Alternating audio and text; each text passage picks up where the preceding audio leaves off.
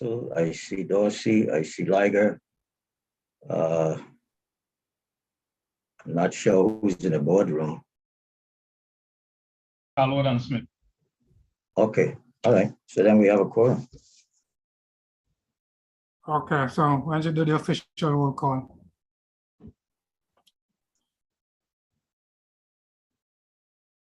Trustee Calwood, Present. Trustee Dorsey, Present. Trustee Liger, Present. Trustee McDonald, absent. Ex officio member Richardson, Present. Trustee Russell, Present. Trustee Smith, Present. Chairman Barry, Present. 7 present, 1 absent, including the ex officio member. We have a quorum. Okay, okay. Thank you, everybody, for being here and being on time. So let's get right to it. Mr. Nidge, you had a request to reorder the agenda. Yes, I have a request for the agenda after the secretary minute to accommodate Mikita. Leo Festino is on the line so that he has someone mic is on. We have an issue. He has an issue with another conflict and a time difference in California. So he asked that we move him up front so he can present the new information that he submitted. Okay, so you want him to come after number 5 on the agenda, is that what you're saying? That's correct. Okay. Any objections? Hearing none, so ordered.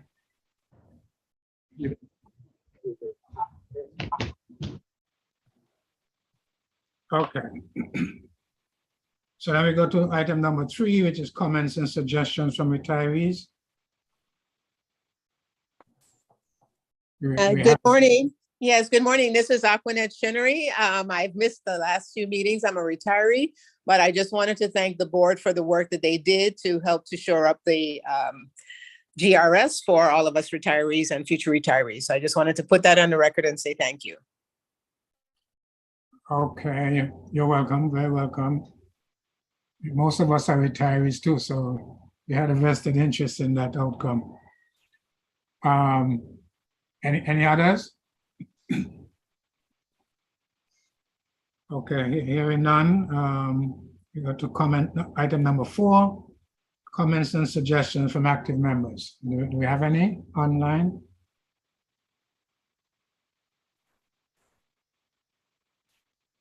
Okay, hearing none, I'll go to item number 5, Secretary's minutes. Mr. Nibs. Need a roll call to approve. Someone needs to make a motion. Okay, so do we have, may I have a motion to approve the minutes? So moved. Who said that? Smith? Leona. Second. Okay, thank you. Thank you. Trustee Calwood, Yes.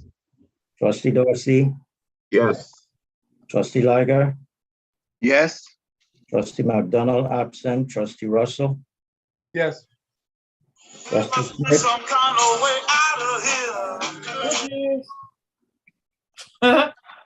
Trustee Smith, Yes. Chairman Yes. Barry, Yes, 6 yes, 1 absent. okay, so minutes approved and adopted. I have a question, Chair, in reference to the minutes, the last paragraph of the minutes, Trustee Russell, regarding the lack of participation of members in these meetings. Mr. Trustee Russell suggests that our meetings be televised versus the internet, or a combination of the two, because we have very little participation from the 16,000 members we represent, retirees and active. So where are we on that? He also suggested town hall televised meetings as well. Where are we on that? You asking me or?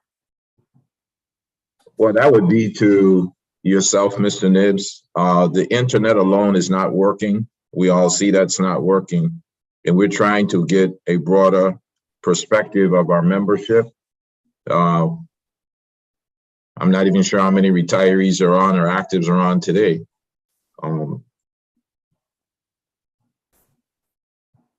Well, I'm gonna Okay. stick, oh, I don't know. I was gonna say, I think that's something we should take on the advisement. Yes, we have to figure out what the cost of that is going to be and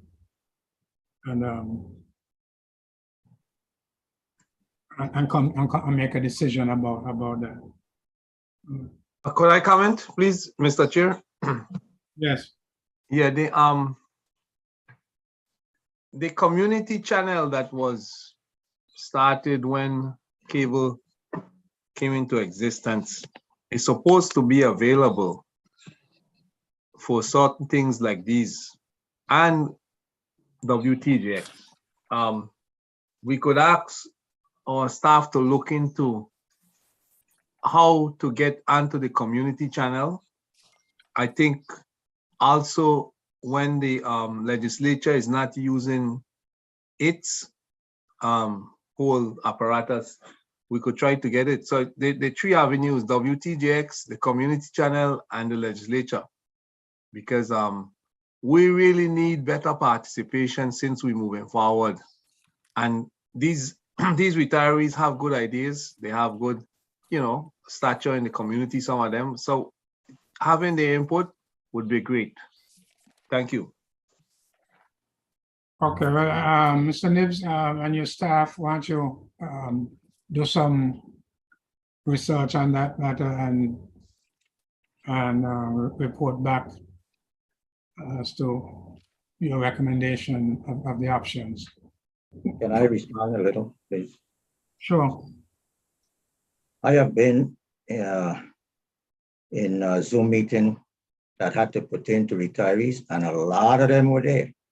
So I think we need to reach out more to the two organizations, the one in St. Thomas and St. Croix. I don't have any problem with the community channel. I think you have to request it. I have done it before when I was on radio program, but it has to be requested. I'm not sure if you want live participation, the Zoom is just the best thing because you would have people chatting and things like that, but I would reach out.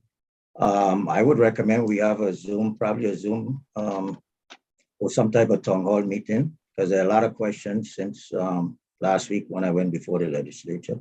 But Yes. All I'm saying is that I have participated in meetings where there were close to 100 retirees on the call. So I don't know, but we will try our best to see what works, how we can get participation.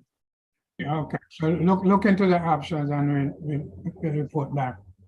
Yeah, Mr. Nibbs, you gonna give a report of your testimony, right? When you give your report, because a lot of people in the community get in touch with me based on that testimony. So, If they have internet, it's on the website. Okay, good. Okay. Thank you, Mr. Chair. Okay. Mr. Nibbs, if they don't have internet, they don't have access to the website, it's not something you want to read into today's meeting? It's gonna take an hour. Okay. All right. Well, don't worry about it.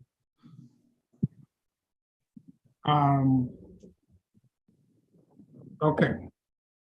So now we move to the Makita thing, Mr. Nibbs? Yes, someone would have to reorder the agenda. I thought we are. Oh, you did move. Okay, fine. I'm sorry.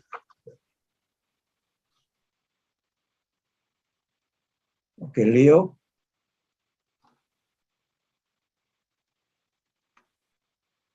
Leo.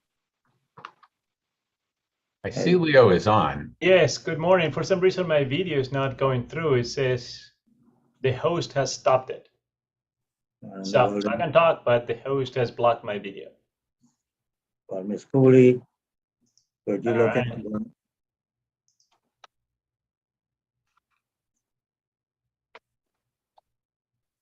Well, I can still talk and you can hear me and I can see you, but for some reason I'm not being seen, which is okay. So Sean, maybe you want to pull up our slides, Sure. Am I able to screen share? or maybe somebody, or if not, we just point to page numbers. However, You can screen share. Okay, hold on one second. all right. Looks like I'm on.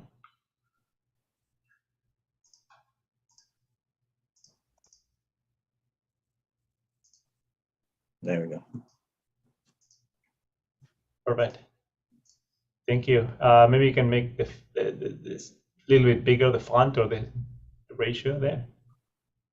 Zoom in. Perfect. All right. Good morning, everyone. Thank you for being flexible to put us first on the agenda today. So this is a follow-up. You will recall we had conversations at the retreat and then at the investment committee meeting with respect to important decisions the board has to make. Definitely very good news to see the funding come in a few months ago, and the other one expected the next one October 1. So that infusion of capital extends the life of the fund, which otherwise was headed for insolvency. So there were 3 recommendations that we discussed at the committee meeting, 2 of which were approved, 1 that was tabled for today. The 2 that Point of information, Chair. Point of information, Chair. Yes, I have 2 retirees who had their hands raised and said they couldn't get in. They wanted me to let you know to reflect it in the record. They had their hands raised. They're listening. They had their hands raised. They had questions and they couldn't get in. They were not seen. They were not acknowledged. okay, So they want the record to reflect that. 2 retirees. okay. Okay, sorry. Well, Mr. Chair, after the presentation is made, maybe we could go back to them. I would like to hear from them if they still, on Okay. after the presentation. Yeah. Okay, we'll do that. They said, Chair, they told me to tell you thanks, and they would like the opportunity to come on. Okay, good. Okay, so we'll go back after the, Thank after you. Yeah, thank you. So as I was stating, there were 3 recommendations discussed at the investment committee meeting earlier this month, 2 of which were approved by the committee. The first one is setting up a new asset allocation. So that asset allocation is shown now on the screen, and it's somewhat similar to the one that existed prior to 2014. So that will have to be ratified again by the board. The second recommendation that was accepted by the investment committee entails the timing to move from the current asset allocation today to this target. And to refresh everyone's mind, it involves moving half of it as soon as practicable possible. So assuming the board approves, again, these recommendations. Yeah, I sent it out yesterday. You didn't get it? I sent it. I'll tell you right now. Mr. Garner, please go on mute. Somebody. Club Run. I use I use Club Runner. I did the same thing I do every year. Mr. Garner.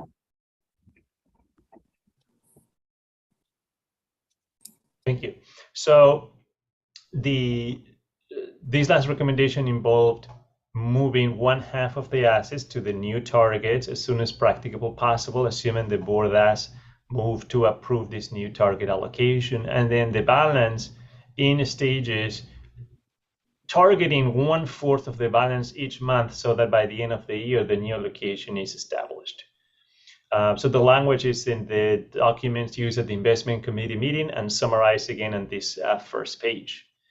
The recommendation that was tabled involved, first of all, the decision on who the passive manager would be to manage these index funds, and B, what to do with the other, the only active strategy, which is Pew Capital. So the rest of today's presentation would focus on those 2.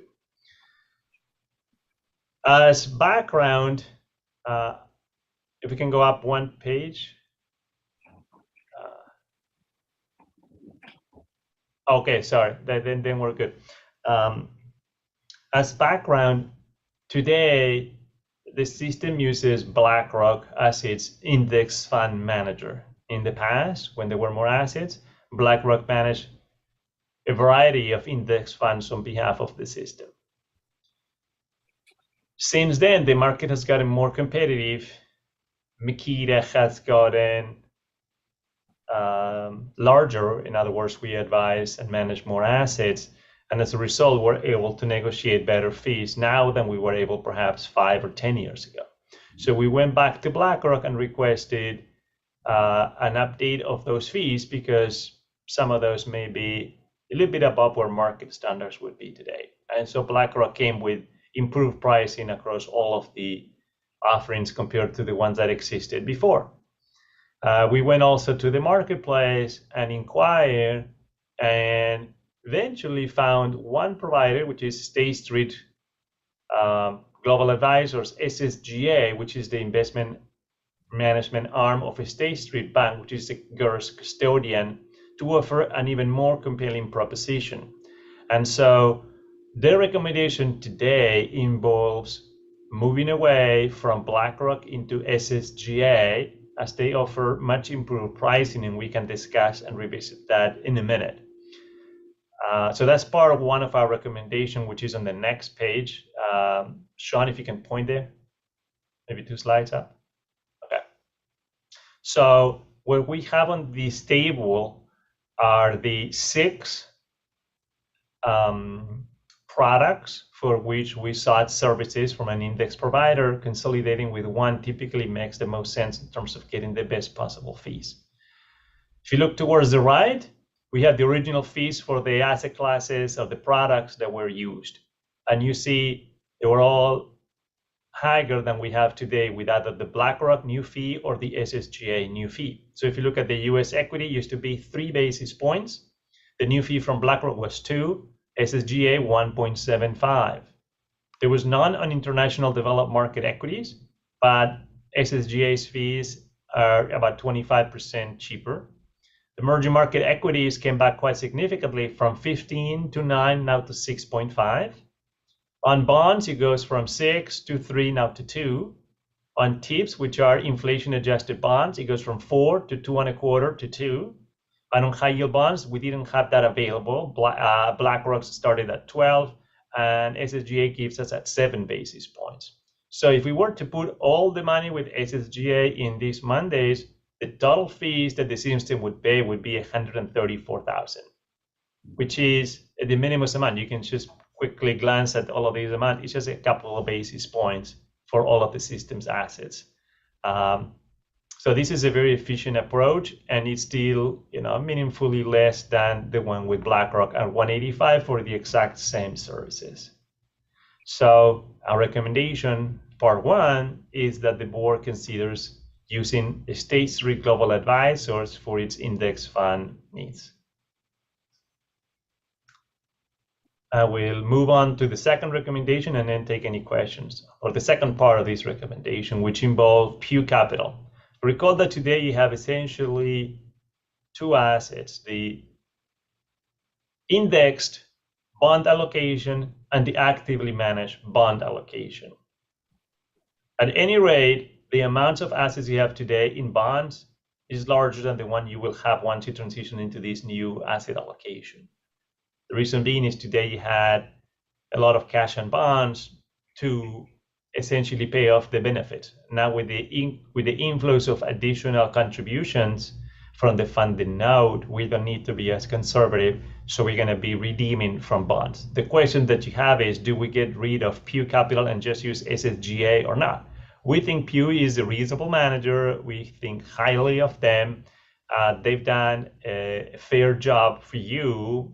They've been around with you for about 11 years. We have some very brief information of the firm, and on the next page we have some tables, and we can point to the one on performance more importantly. Sean, on the next page. There we go. It's on the shaded table. And if you go all the way to the right, since inception, the manager was able to add about 10 basis points rounded per year on average ahead of the benchmark. So it added a little bit of value, but their fees are about, at this level, 22 basis points. This is net. So in other words, after accounting for fees, they were able to successfully add an additional 10 basis points. So from that perspective, it's been a net positive. So even though you paid a little bit more, you got a little bit of extra money, but it's been only 10 basis points. So the choice is there, and if we scroll down to the next page, we can keep it very simple. There are the fees, 25 basis points compared to the 2. So it is much more expensive. This manager is trying to beat the benchmark after accounting for their fees. So if you scroll down to part 2, here we're looking at a couple of different options. One is we include PU, one is we terminate PU. So if we terminate PU, this is the number on the right that you saw on the prior page, 134. If you keep PU, the fees double. And that should tell you how expensive running an investment program is when you use active managers. And this is just bonds. If we're looking at equities, private equities, it would increase more. Here we're just looking at these. We're not accounting for the cost of running any local assets or private equity or anything else, just looking at these options. So if you were to terminate PU, which is option 2, you have the price at 134, and if you were to keep them, that would be about 277.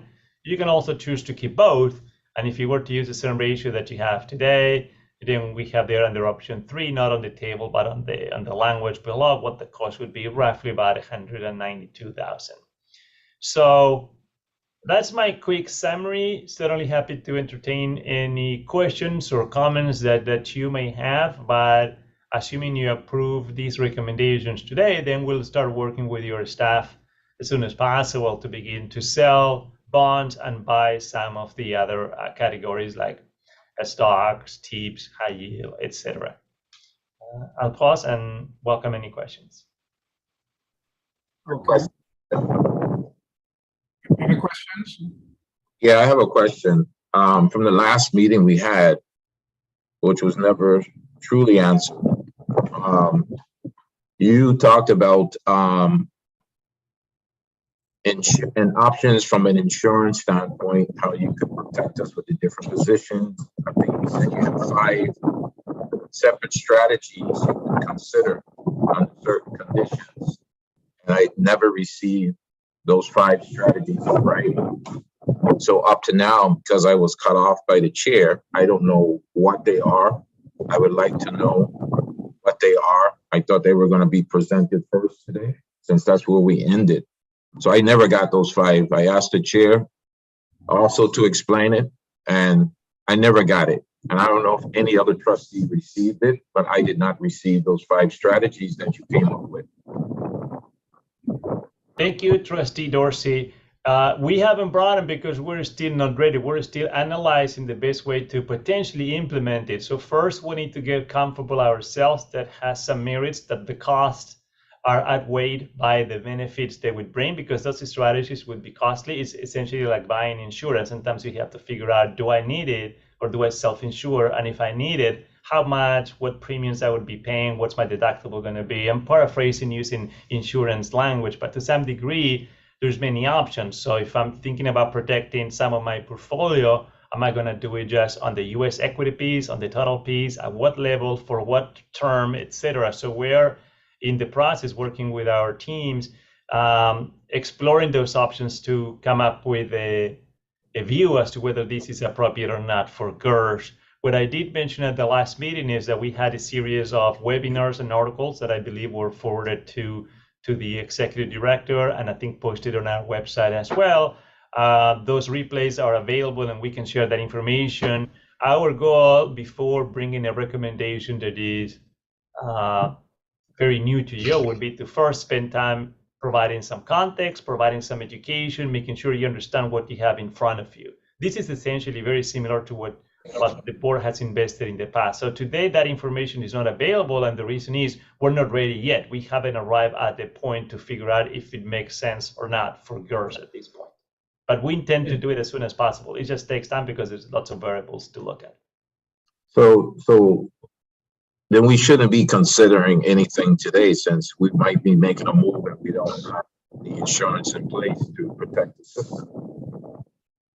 I would disagree with that observation, Trustee Dorsey. I think there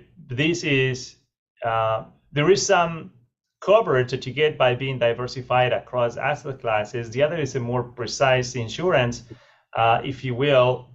And so from our perspective, it would be in the best interest of the system to move towards a new asset allocation, just because of the increase in cash flows and the situation. If you keep your assets very conservatively, as you have today, you might make 2-3%, and as the actuary has shown, that alone will not lead to the capital needed to avoid insolvency. In fact, it's going to accelerate it.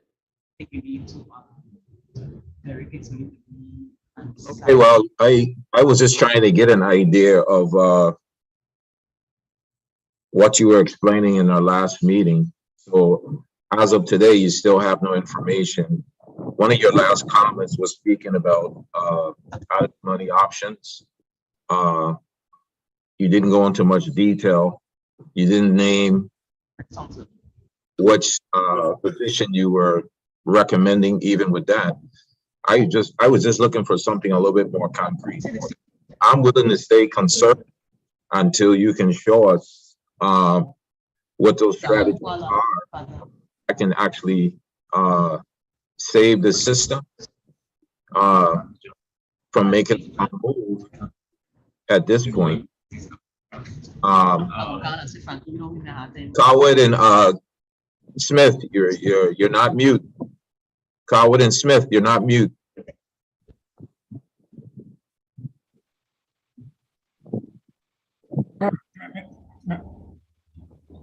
Could I interject here?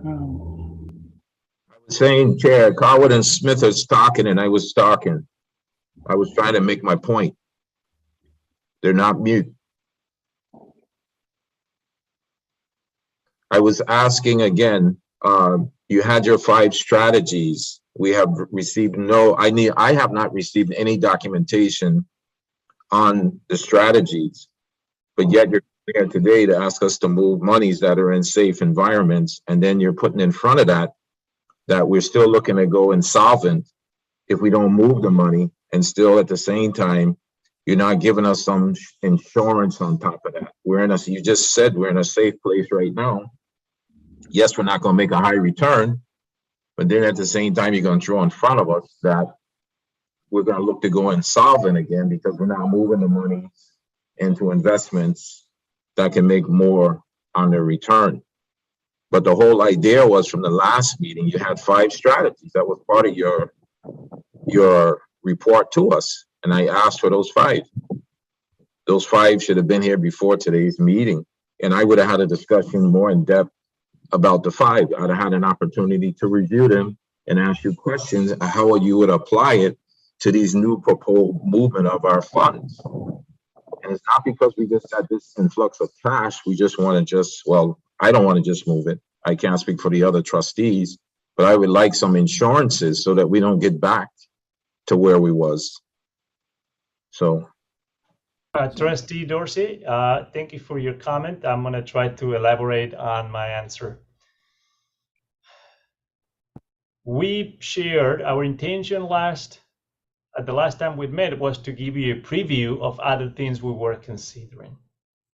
We had all lengthy conversations at the retreat and then at the past investment committee meeting about the direction that GERS could go under different scenarios. And we confirmed that the status quo was not the best path forward.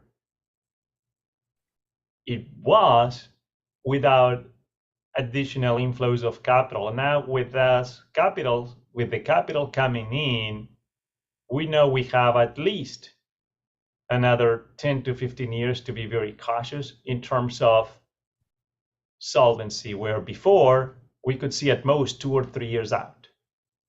if we use those assets that we now have at least 10 or 15 years, and again, assuming those funding notes do come as stated. In that case, if we're able to make 6 or 7% on average over that 10 to 15 year period, that's going to be very beneficial to the system.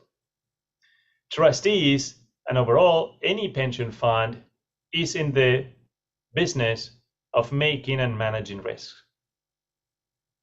All pension funds substantially invest primarily in equities and other assets that generate wealth, as opposed to bonds that just receive income. It's only in certain exceptions, like GERS was facing up to earlier this year, that an allocation to the total fund in bonds is reasonable and prudent.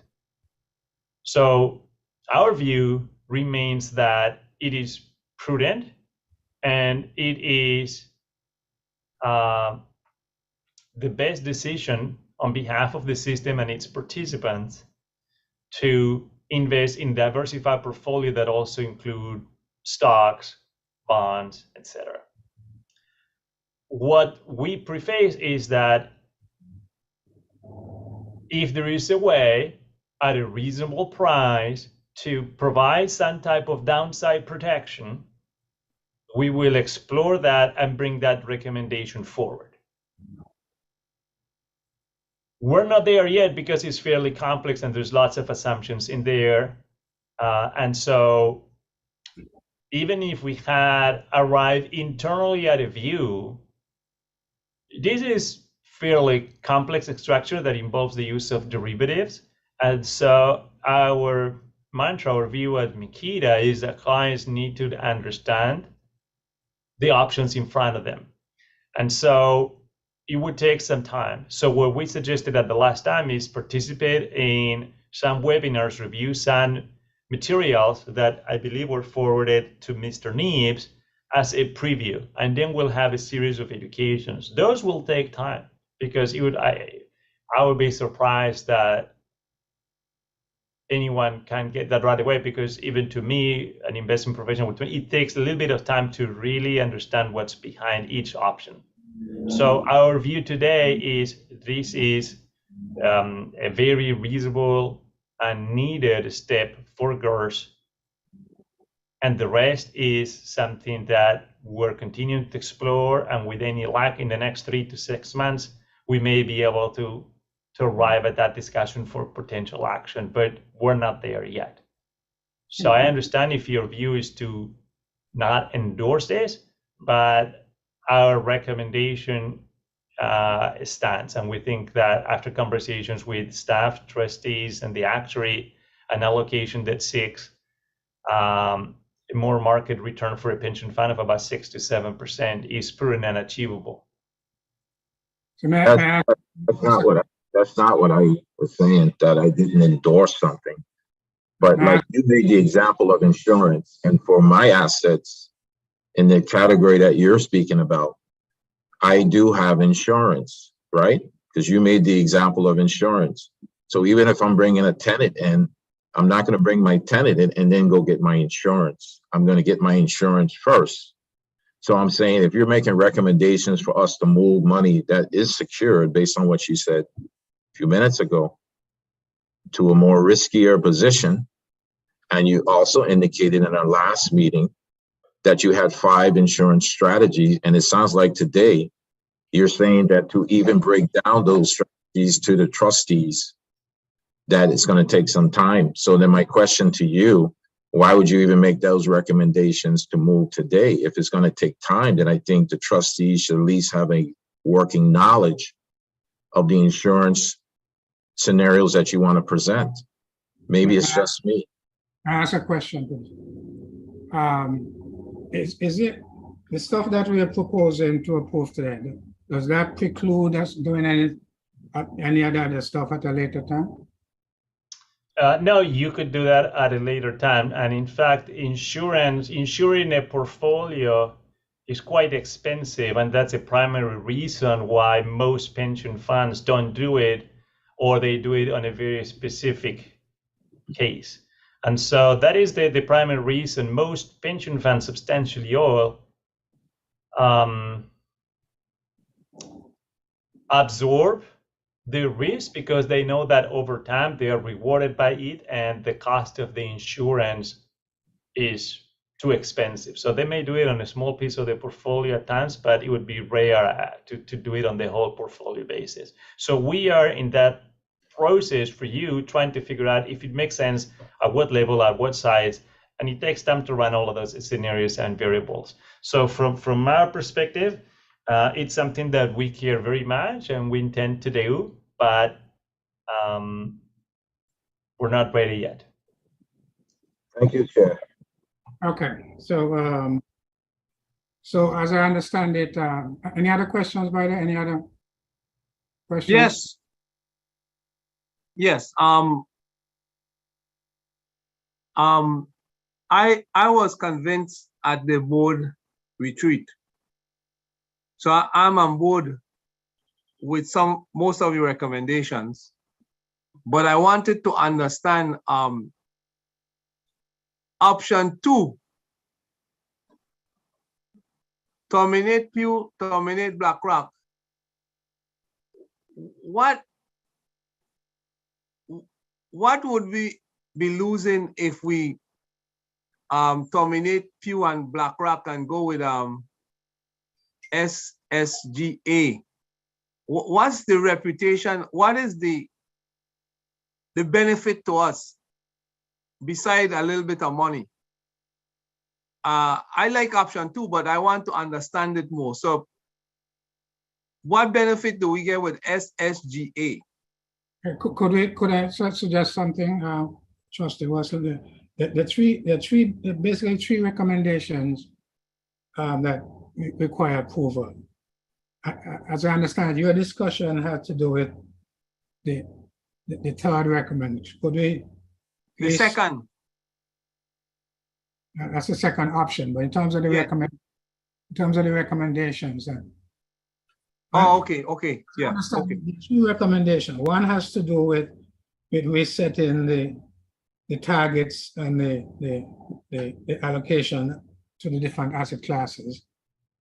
The one has to do with the structure of the management structure, who we're going to approve to do the management.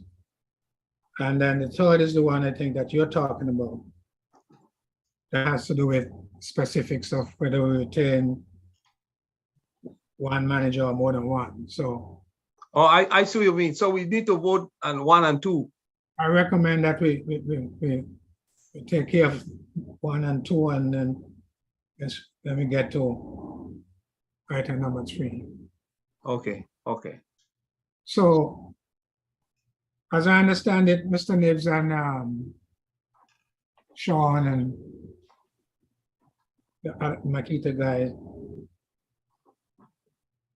in terms of wording a motion, is that we want the board to approve the Recommendation. your recommendation that as outlined in your August 22nd memo, the recommendation to reset and to reallocate the asset with the targets as you outlined on that on the screen. Does that sum up what you're asking us to approve? That's correct. So, Mr. Nibs? Yes. Good morning, Mr. Chairman. This is Attorney Kelshel Williams, if I may. I just wanted to point out that there's a typo on the first page of the memorandum. Was this? I'm sorry. Attorney Kelshel Williams. Okay. On the first page, second paragraph of the memorandum, it states that the board approved. Just wanted to point out it should say the investment committee approved in the second paragraph. Yeah, I think it's okay. So noted. Okay. So could I get a motion to approve the new asset allocations and targets? And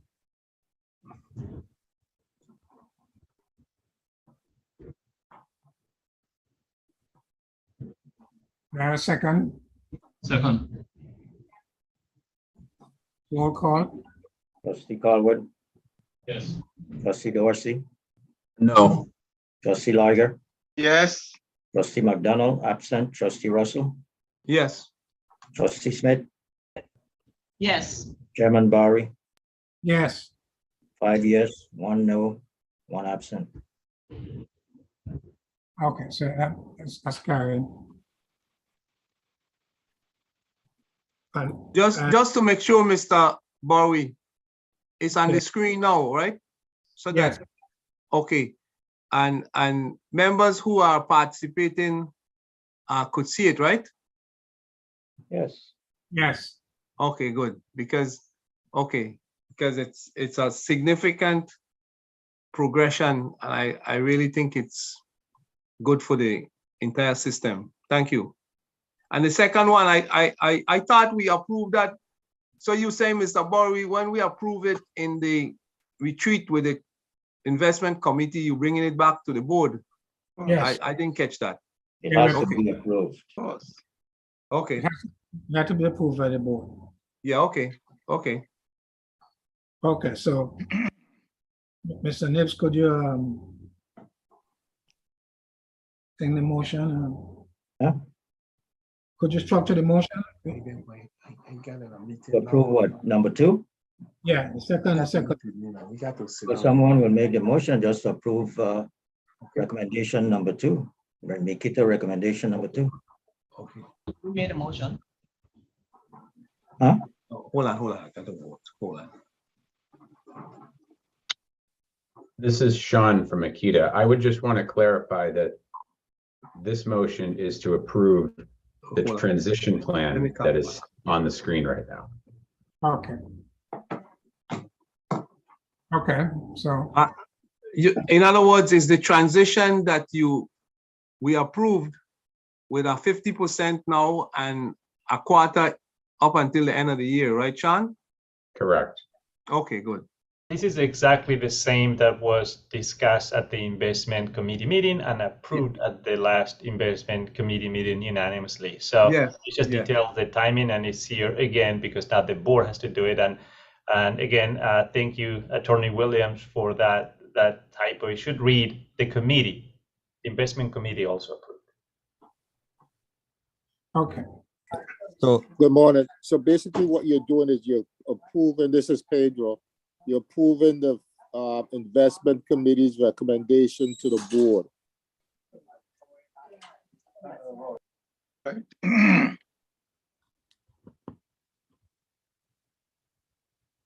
Okay, I move that we approve the investment committee timetable for doing the new investment plan as provided by the board, not above, but as provided by the investment committee when we on a retreat. could I suggest that we say move that you approve the transition plan? Yeah, you could do that. as- Okay, I move that we approve the transition plan approved by the investment committee. Okay, Second. Discussion, Chair. go ahead, discussion. My understanding, Chair, from the advisor, that we were supposed to get clarification on certain items, and that didn't happen. So we approved an item in the investment committee with the understanding that we were going to get clarification on certain items from this advisor, and we have not received those.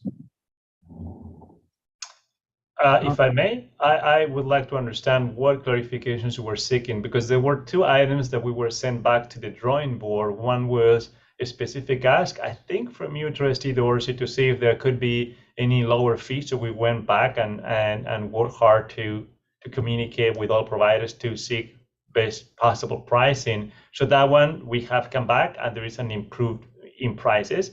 And then we provide analysis as to what it would take to keep or terminate Pew, and that was the second item. So those were the only two that prevented the investment committee from making a decision at the past investment committee meeting, and those are provided in this memo.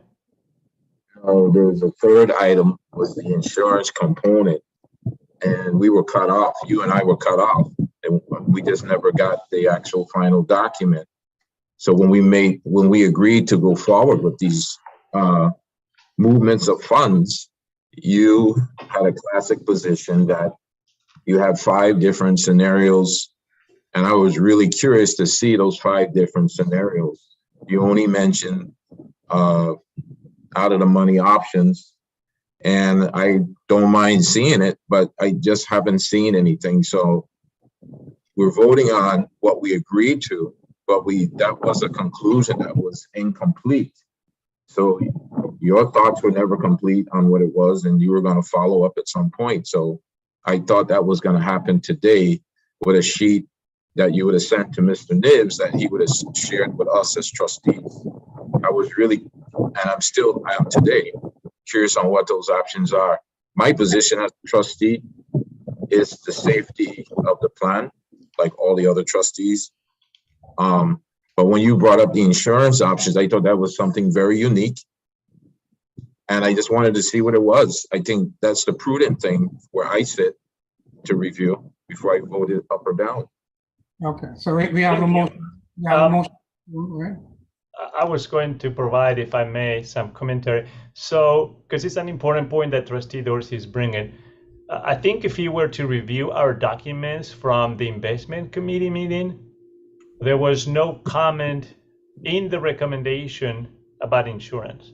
That was a preview of what could come next. Much like in the past meeting, somebody asked a question, could we do private equity? And we said, well, under these conditions in the future, a possibility. Well, the same thing, this is not for now, but it's for the future. First we walk, then we run mentality, if you will. So if we go back to the investment committee meetings, there was no language about it. It was a separate topic in the agenda, providing a preview, much like we provided a preview and then status update as to would it be possible to, for example, consider selling the funding note and getting money up front. It was the same sort of concept. So I agree, Trustee Dorsey, it's something we intend and will bring to you, but it was never, from our perspective, something planned for either this meeting or the past in terms of an action item. And I apologize if we misled you or if you misunderstood or we miscommunicated on that.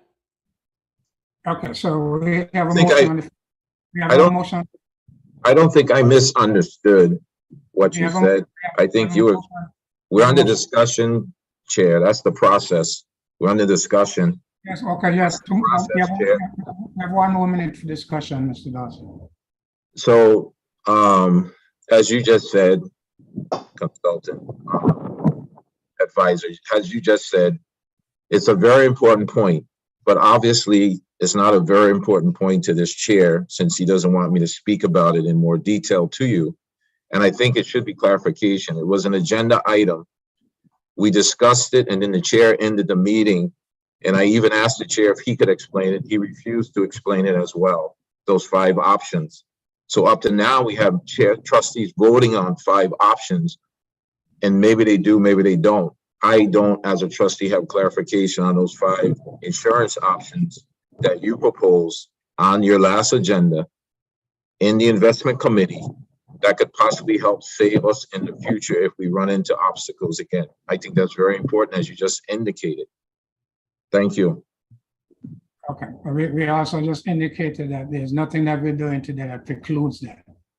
So we have a motion on the floor. Could we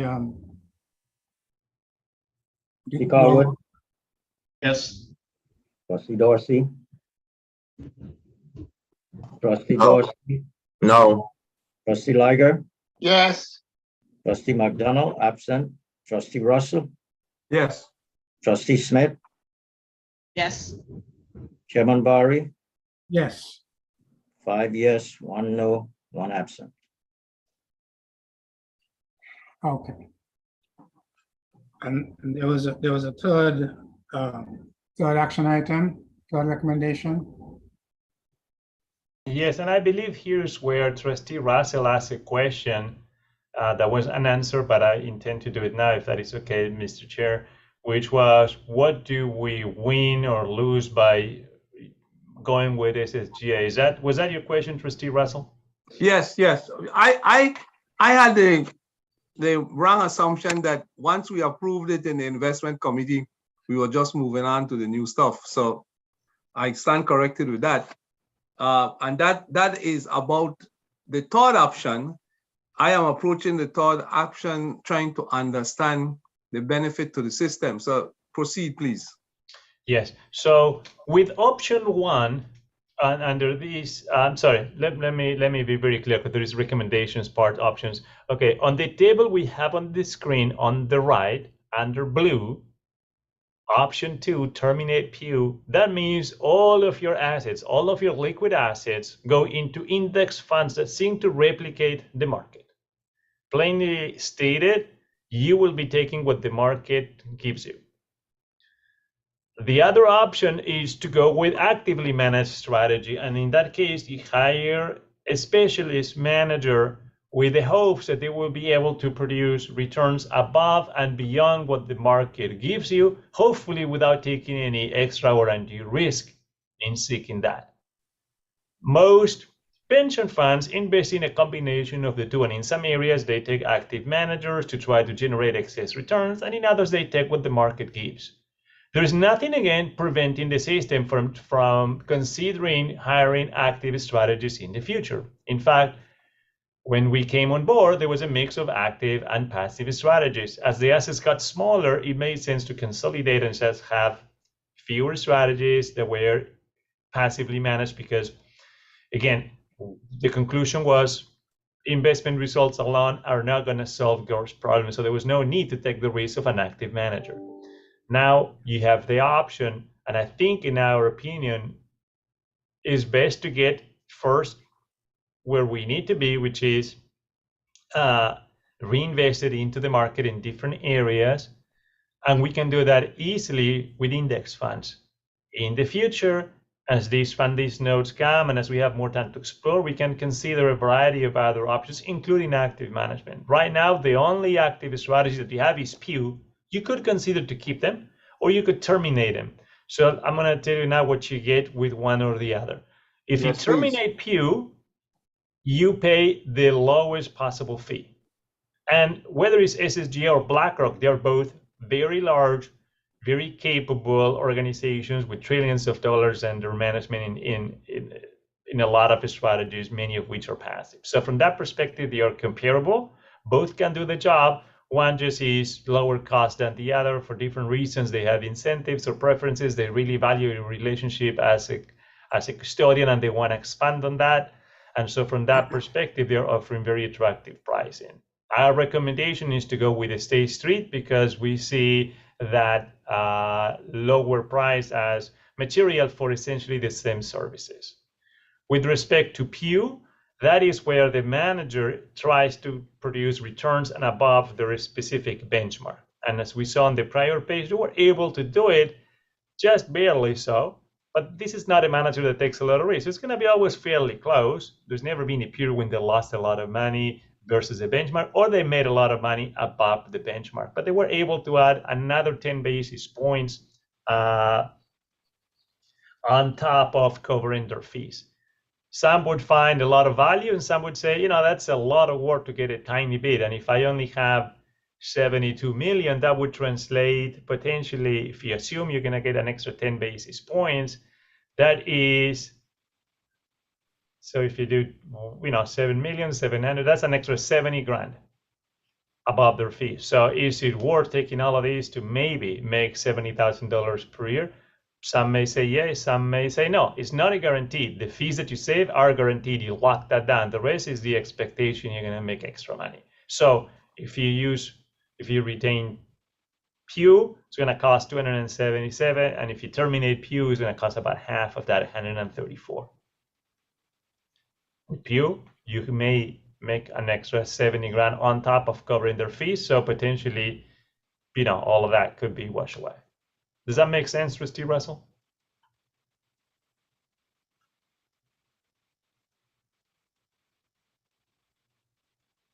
Trustee Russell?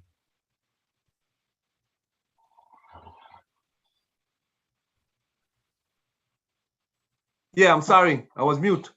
Mr. Bori, what does our staff weigh in with this?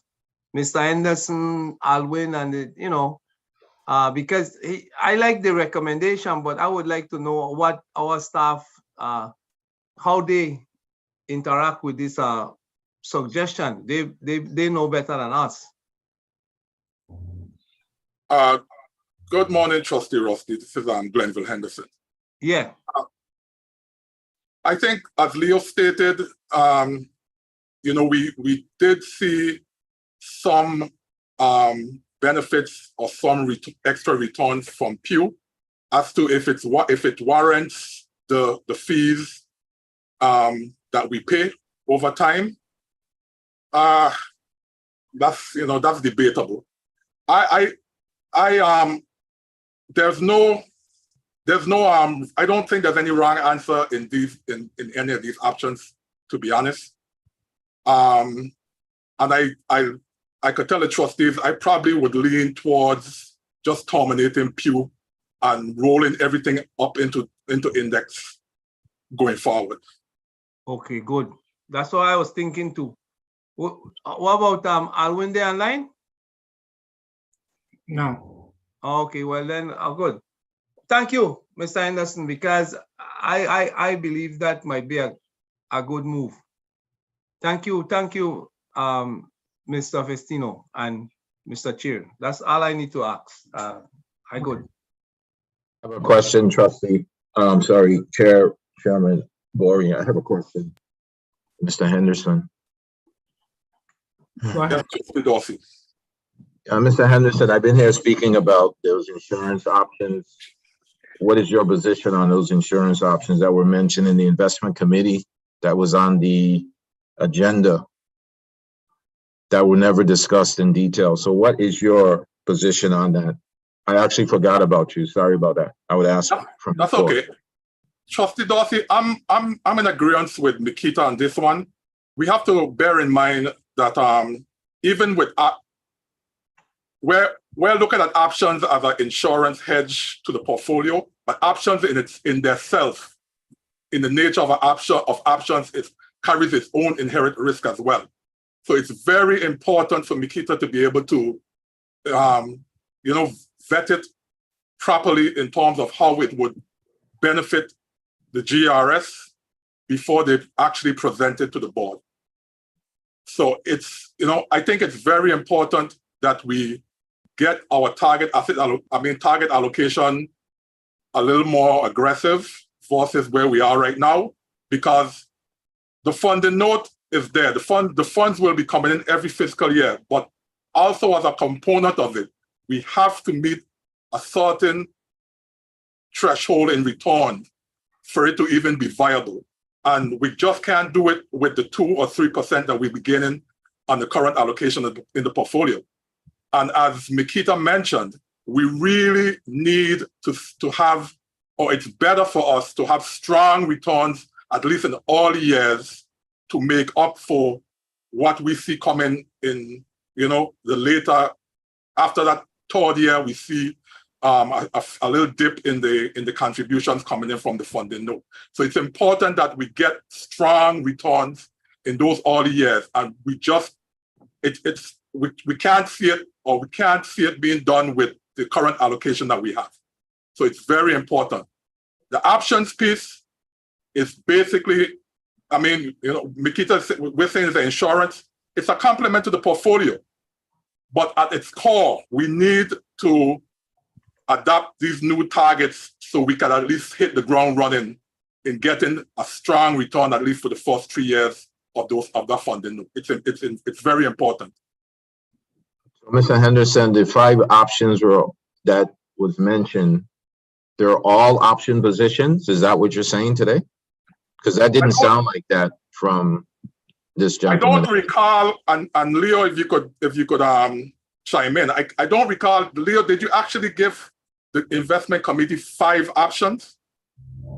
I did not. This was a discussion item as opposed to the recommendation items together with the discussion on the selling of the funding note. And I just gave a preview and I provided a few illustrations, one of which was the use of options.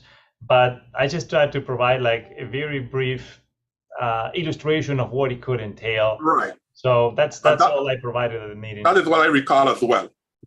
That's And not you what was mentioned that said. there were like 5 options or 5, there were multiple approaches that could be followed. And again, that's part of the analysis, which were not final yet. Mr. Henderson, the last item was the out of market calls, but the other 4, I didn't get what they were. So apparently you didn't get it as well. So that's a problem in itself. And I understand moving to indexes, Mr. Henderson. I understand that clearly. But we should be moving as trustees with an understanding from every angle. Mr. Dorsey, we're going over ground that we've covered half an hour, 45 minutes ago. We've gone past. But trustee Bori, I forget Mr. Henderson, who represents our interests on our side, never even made a comment. So I have a right as a trustee to at least ask our advisor a question because I don't have an official position from him. You have a right to ask the question in the order of the agenda. And I'm asking in the order of the agenda. We passed that half an hour ago. No, we did not. We're still in item option 3. We're still in the same part of the agenda. It's all the same. It's coming from the same advisor. It's all connected. This is how we get in these situations.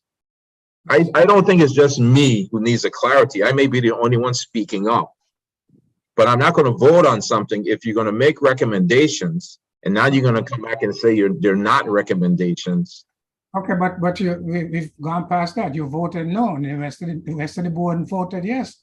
So they I'm understood. asking Mr. Henderson, who didn't say anything. Mr. Chair, can we get to the agenda?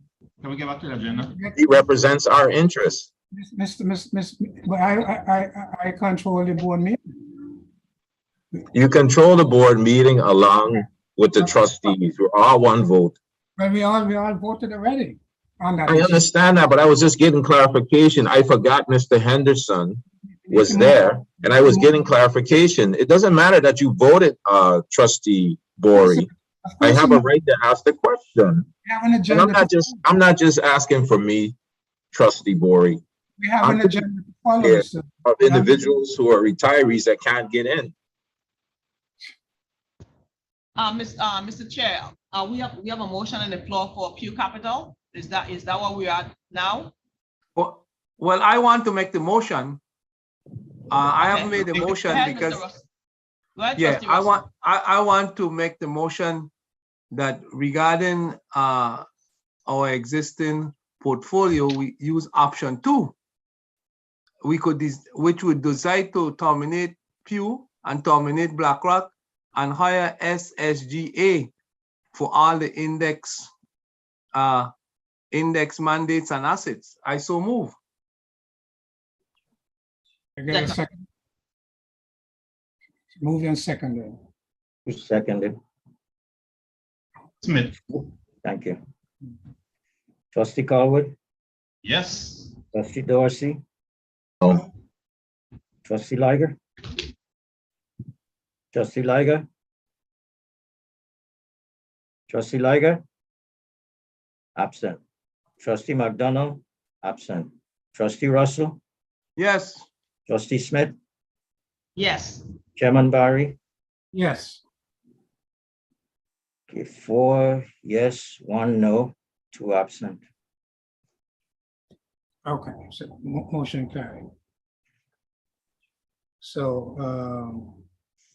does that conclude that item, Mr. Nibbs? Yes, and we would like to have an approval on 3. That was the draft that was submitted to us in regards to the investment policy statement as recommended by Nikita. Some changes were made after discussion in the investment committee meeting. A clean draft was submitted to us, so we'd like to adopt the changes and amendments to the investment committee meeting. That is number 3 under regular session. Okay.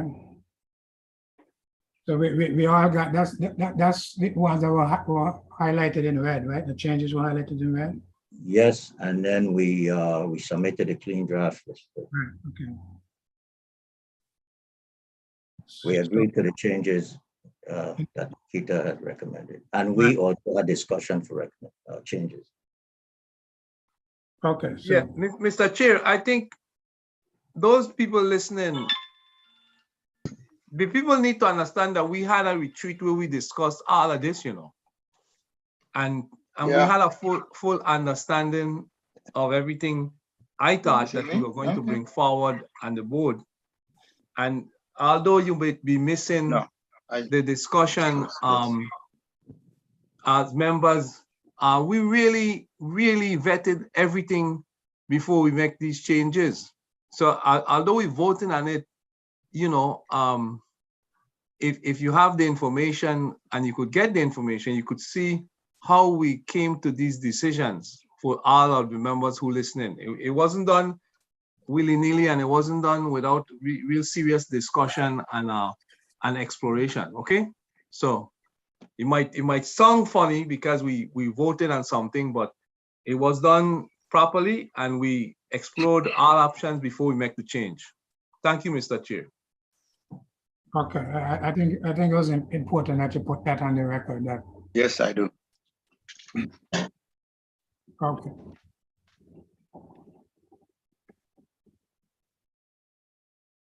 So there got a motion.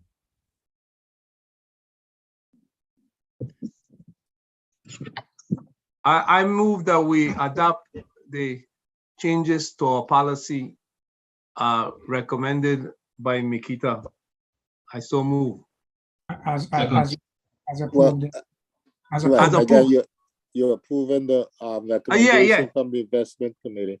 Yeah, as approved by the investment. Thank you, Mr. Williams. Thank you, Attorney Williams. Yeah. Okay. You get a second? Yes, I second it. Okay, good. Roll call. Trustee Colwood, Yes. Trustee Dorsey, No. Trustee Liger, Yeah. Trustee McDonald, absent. Trustee Russell, Yes. Trustee Smith, Yes. Chairman Barry, Yes. 5 yes, 1 no, 1 absent. Okay. So thank you very much, Makita. I guess you could release Makita now, Mr. Nate? Yes, sir. Yeah. Thank you very much. We will work with your staff to implement the changes approved today by the board. We will continue to work internally on the insurance matter, as Trustee Dorsey mentioned, and as soon as we have updates or anything to share, we will be in contact with you, and we will be providing reports with updates on the transition. Thank you very much for your time. Thank you. Thank you. Thank you, both of you. Bye-bye. Have a good meeting. Well done. Well done. Thank you. Okay. Trustee Bori, you said after this you were going back to the retiree section. So I'll just put on the record. It says they're still having bad signal issues. And then it says, please ask today about resumption of workshops in person. Then the item 2 was they're asking what's up with the medical review. Why are there many cases pending? So I'm not sure if someone can answer because they can hear you, but and they're in and out. If someone can answer those 2 questions. Mr. Bori, Mary Moorhead has her hand up too. I could see the hand up. I don't know if she could, So we got retirees who want to participate. I don't know if you could see the hand, Mr. Bori, but yeah. No, I'm not seeing it. So. Yeah, Oh, that's Mary Moorhead. Yes, I see that hand. Okay. The first question. Okay, so we need to go. We're going back to the comments and suggestions from retirees. Yes, that's what you indicated. Yeah. So one of the retirees sent a text. It was asking, please ask today about the resumption of workshops in person. That was one. Next one. And what's up with the medical review? Why are many cases pending? Okay, Mr. And then it Nibbs? says so many calls and requests. I'm not sure what that means, but that's what they wrote. Mr. Nibbs? Like Miss Clenningham to handle this. She's in charge of that area. Okay. Good morning. Our response since the pandemic, we had gone to a Zoom environment, and we have found that our numbers more than quadrupled. In our in-person, we could only accommodate up to 25 persons. In our Zoom environment, we have as much as 100 persons per Zoom, and that varies, but it's much more than 25.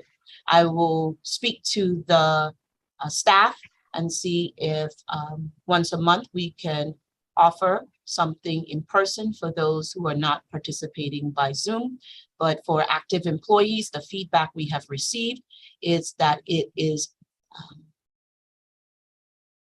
a very good method in order giving them that flexibility they need to attend and not having to kind of leave their jobs and come down with travel time and spend the day. So the feedback we've received is that people really like that.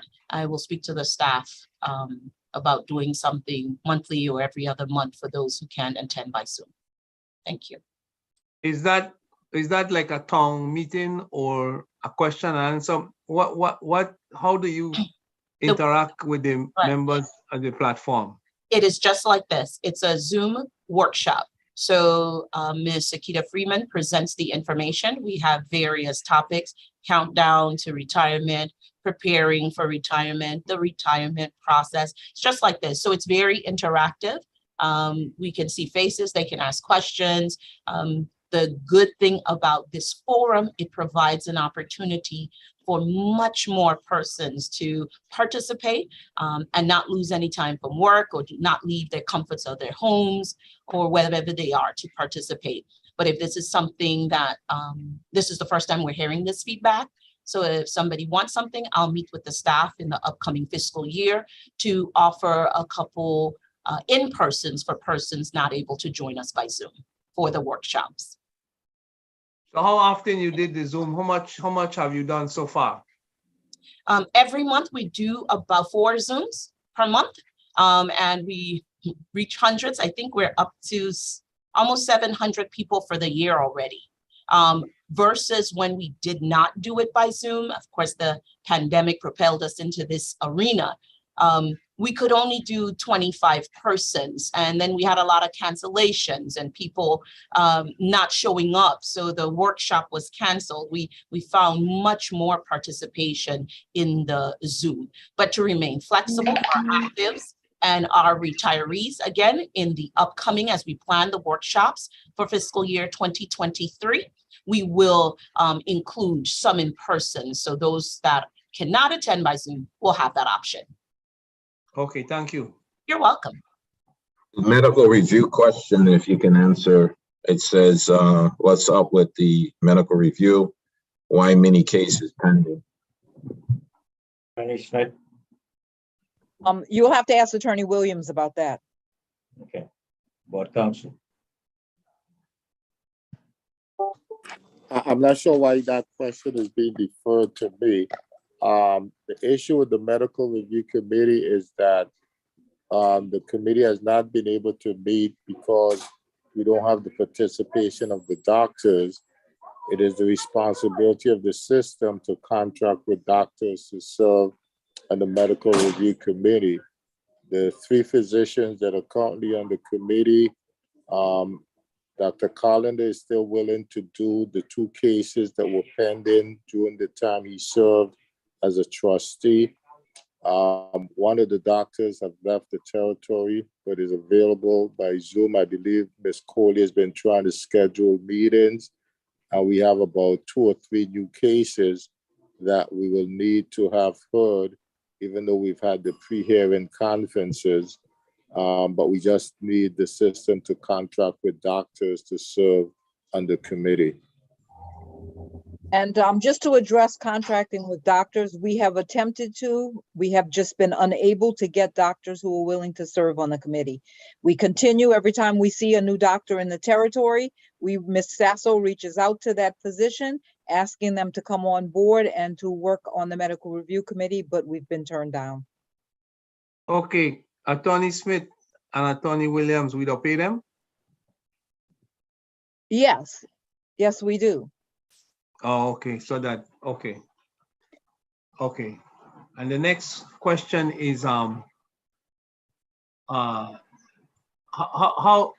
has been your sort of relationship with these health centers, the Frederiksted Health Center, the one in St. Thomas and St. John? Are some of those doctors available? The doctors have to be board certified. It depends on the areas of specialty. And so, as I said, we've reached out to the doctors in the territory who are board certified, but Oh, we have okay, yet to okay. have any particular person agree to be on the board. Oh, okay, okay. Board certified, yeah, okay. Attorney Smith, or Attorney Williams, does all the participants on the medical review committee have to be doctors? Is that what the code says? Yes, it does.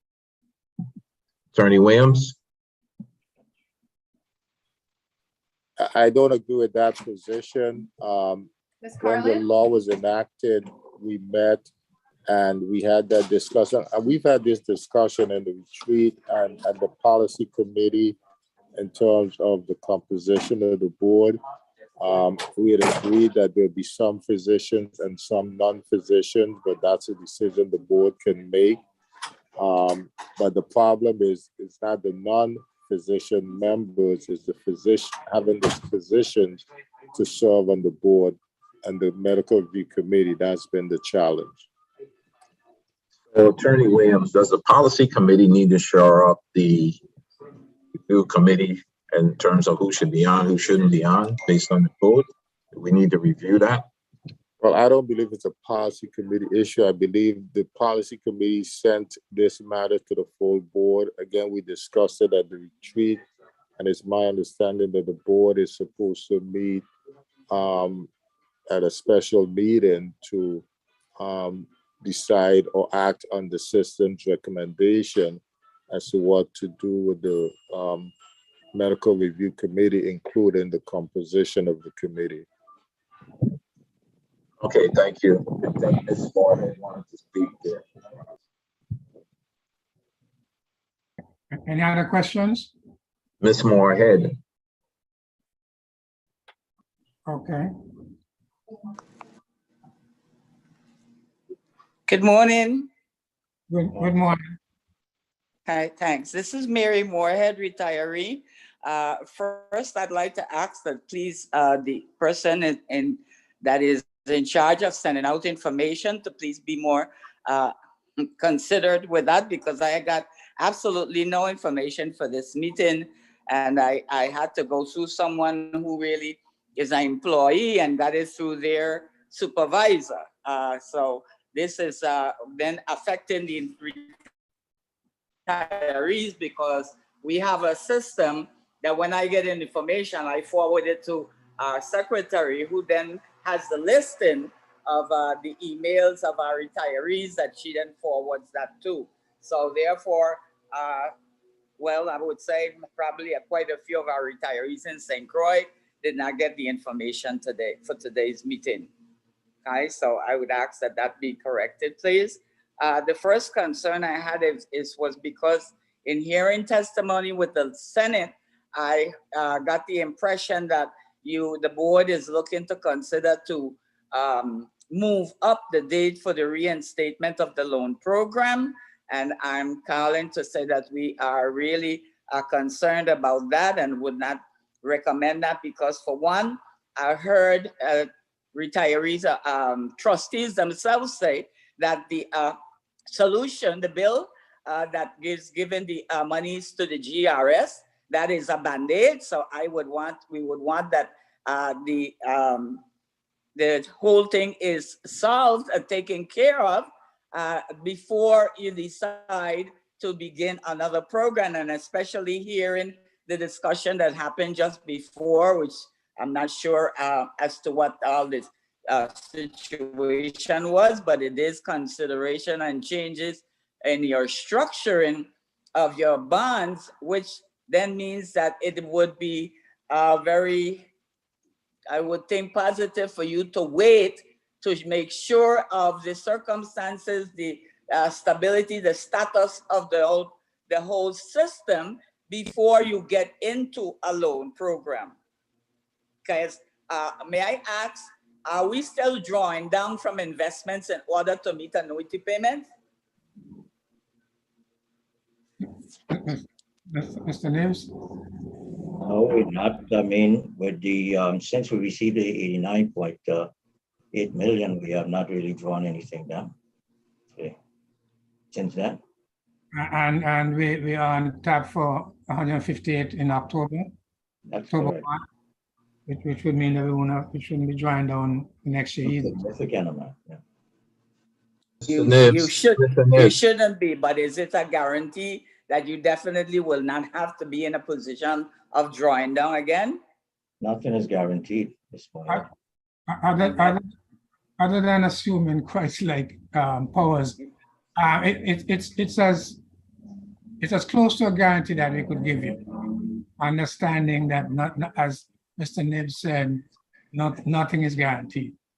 Understood, and that is why I would think that you should stick with your original plan. I think that was 2024 that you were saying you were looking at to consider the establishment of the loan program, because it is not my understanding that GRS was created to be anything more than a pension fund, wasn't to be a loan program. So I think we need to keep with what the priority is to make sure that we, the retirees, don't have to go through any more stress again. The next issue I wanted. Ms. Mohed, can I respond to that? The Sure. upside to the loan program is you can't lose anything. You get 8% every month. Contrary to when we not doing well in the market, we are getting a solid 8% every month. Loan program has been very good to the system. So, I mean, you know, the board will have to make a decision on whether they want to go back or not. But I just wanted to let you know that we will get a steady 8% every month. The market fluctuates, you know. But what I'd like to assure you, Ms. Moorhead, is that you are very much on point. And I don't know if you were listening to the earlier part of the meeting. That whole discussion we've had before, we had this morning, if you heard it, was all about what you're saying, about making sure that we are very careful about how we manage these monies and the investments to protect the system. I mean, we're quite aware that our first priority is to pay benefits. But the loan program, from our perspective, is an investment. And as Mr. Nibs indicated, it's an investment that gives a return. So, but if you heard the meeting this morning, we're very careful about how we're going to structure our investments, how much risk we want to take on, and being very careful about how we move forward. So, well, really, I only heard from the motion because, as I said, I had difficulty getting the information in order to connect. But okay. Let me ask, will the loan program, when it reopens, will it include the retirees?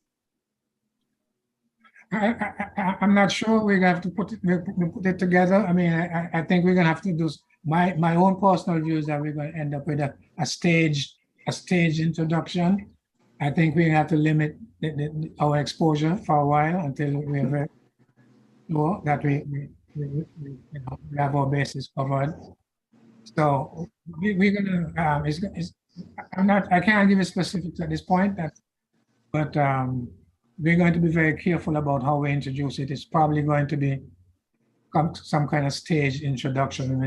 We may limit the dollar amount, we may limit the maturity dates, Because part of the problem we had with the loan, when we suspended the loan program, was not because of the return on the investment, but because we ran out of money. And we couldn't invest in a program that's going to lend out money for 5 years if you're going to go bankrupt in 3. So that was the reason for suspending the program. What was more Okay. cash flow than return on investment. So Well, when you consider reinstating, just realize that you can't put the retirees with all the stress and harassment and concern, but none of the benefits, because we were the ones that are worrying to death about the situation with the GERS. I understand. The next issue I have, and I guess I would say that you addressing it some for, is everyone was talking about, yes, the monies that are given is a help, but there still needs to be some reform of the system. And I'm just asking for that discussion. And I guess, like I said, because I didn't hear the whole thing, your structure situation is the beginning, but there's more discussion, and I want to prompt and ask that you do it in a form that includes suggestion recommendations as it's going to look like where the GERS is concerned. The last thing is with the incarceration situation that the government retirees recommended some time ago, and at the time that it was recommended some years ago, the board members then, what is comprised of the members, we thought in support of the recommendation. And I'm talking about the fact of to mirror the Social Security by suspending the annuity for people who are incarcerated, who are sentenced to be incarcerated. And I was pressing, because I've been the one pressing that issue with senators over the past years, only to find out that recently that it was done. It was drafted, it was sent to you, and you just knocked it down. And I wasn't even aware of that. And it was concerning to me up to the reasons you knocked it down, which is talking about the dependence of those who are incarcerated, when these dependents are the same people who are involved and support and enable the wrongdoing and the crime, the criminal situation. I want to ask, first of all, did you research your particular members who are in that position of incarceration? Did anyone look at their file and getting data to make the decision that you did? I didn't. I don't know if any of the other board members did. Because we thought that maybe it's possibly that was just a decision of an emotion more so than a decision of concerning of data, because I would think if there were mortgages or loans that involve GERS, that can be some narrative within the bill in order to secure that GERS would get theirs, even though they would not necessarily be that the annuity would be suspended. But to really just base it on the fact that the dependents, when you have other government resources that take care of that, food stamp, whatever, all those kinds of things that they are available for those people, I don't think that should be a reason for us to knock that down. And I was wondering if anyone has the number of the amount that is spent every year to people who are incarcerated. Is it a significant amount? Ms. Moorhead, we didn't research anything locally. I know that Attorney Smith did research of other pension system in regards to this. The position that was taken, that the board felt, this has been around for quite a long time, I must say. For the last maybe 10 years now, we've been looking at this. It came to us before. The board felt that if— Mr. Nip, not meaning to be rude and interrupt, but you talk like you don't recall. It was— I'm recalling. Okay, all right. I'm recalling very well. It came before us, not in a formal way before, and the board had discussed this years ago. I think what the board did is that they said, if the offense was against the government, let's say for embezzlement of funds or something like that, they didn't have any problem with approving or approving the position. However, if let's say, for instance, you have a retiree, a young retiree, just retired, he's driving down the street, somebody popped out from, I think one of the trustees popped out from behind a car and he hit that person and that person died. He has to go to jail for probably vehicular homicide. You know, he has kids in college. He has a wife, don't work. There's a lot of factors, and if they felt that, you know, you have to be very selective of what crime is being committed. And if it's against the government, fine. But if it's something that is other than that, I think we have to consider the family matters. You mentioned food stamp and other things, but I mean, you know, it goes beyond food stamps. Food stamps don't send a kid to college. May I ask a question? Mr. Nibs, I want to put on the record, since you brought it like that, because I'm the one of those that was affected by the fact that when the GRS decided to ask for the law that once your annuity is calculated, it cannot be changed, that I was left in a position of losing tens of thousands of dollars because I was not notified, and those of us who were told when we retired that when you got retro, your annuity was changed, we were never notified that you were going to the legislature to change that, and we were not grandfathered in. So, I mean, our annuity was affected by tens of thousands of dollars, and that law still exists. We got a double whammy, okay? Nobody seemed to consider us then, who worked for that money under dire circumstances, because we didn't have all the resources and whatnot that exist now. And it really bothers me that, you know, we weren't considered then and thought about. But like Okay, you say. So that's a separate issue, I understand. So, Ms. Moorhead, is it it's a loss of money. It's not say it's a loss of money each way. Ms. Moorhead, is it your position that the reason the law wasn't enacted was because GRS said that it was not in support? They were, yeah, it's exactly. They were not in support because you considered, as I said, the people and the people who are going to be affected because they one of the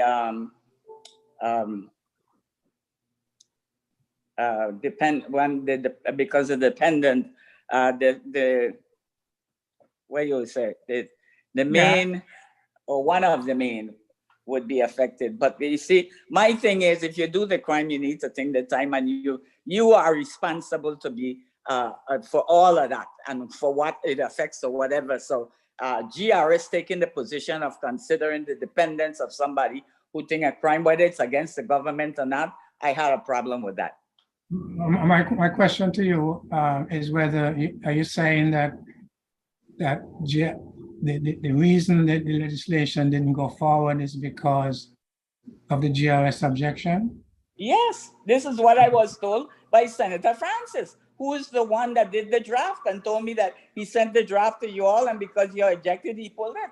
He didn't follow through with it. He said he even had it on blue copy and whatnot. I think you all know what it means when they have the blue copy, how far along it is. Senator Russell could tell you. So do you consider that so it's dead? A public policy? You killed it. Okay.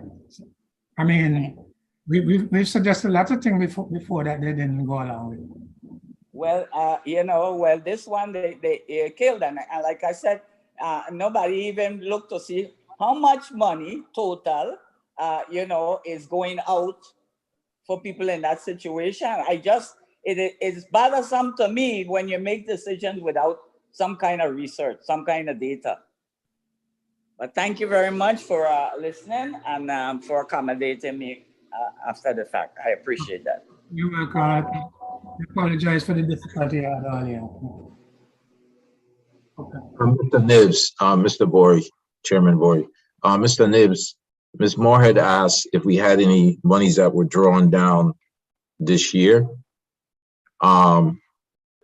Your answer didn't seem to be correct. We had no drawdowns for the year to date. That's what she was asking. Okay. Can I respond, please? Okay, and it's in documents. I put it before the legislature. We drew down $120 million.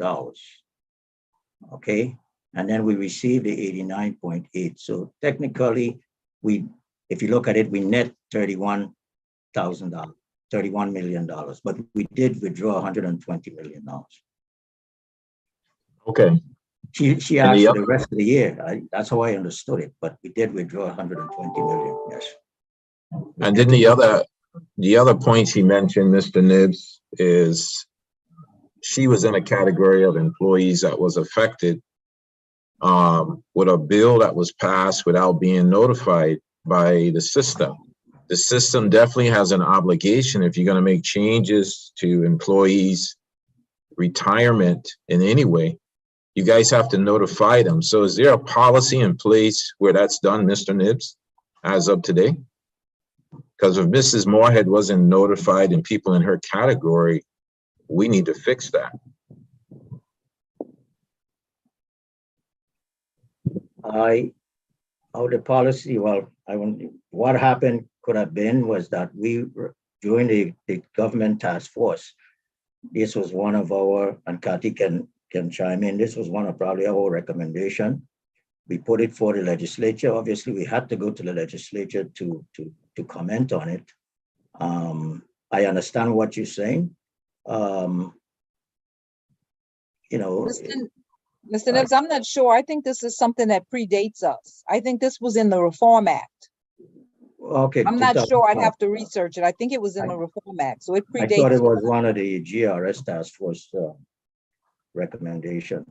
No, they never implemented any of those recommendations. That came in 2005. I believe so. I'd have to do some research, but because I always thought it was existing in the code, but I'll have to do research. But I believe it predates our employment with the So all I was asking, right, if there's a policy in place when there's a change in the code that affects government employees, retirees, that you guys send a document to them. You guys are obligated to send it to them. This has nothing to do with the Senate, though. This has to do with the system having a change in policy and forwarding it to the affected people in the system. You know who they are. They should have gotten a letter from the system saying that this is now changing. And if they want to, at that point, leave it go, they leave it go. But if they want to be able to come and have a conversation, they should have had the opportunity. If they didn't have that opportunity then, we need to give them that opportunity now. That's unfair to them. Forward, like Attorney Smith said, this was before my time, before her time in 2005. Usually something substantive like that, we would include it in the newsletter, or we can send out an email, a mass email or something. We usually do something like that. So, but I was only referring, Mr. Nibs, to the effective employees. It should go to the individual employee in a letter. It's like if they're late on their payment on their loan or their mortgage payment or a personal loan, land loan, construction loan, they will get a document indicating from that section, this is what's happening. So I'm saying if this is Ms. Sasso's section, then a letter should have came directly to Ms. Mary Moorhead indicating that this is a change. If that didn't happen, that is a great disservice for that group of employees, and we need to fix it. We need to go back and fix that.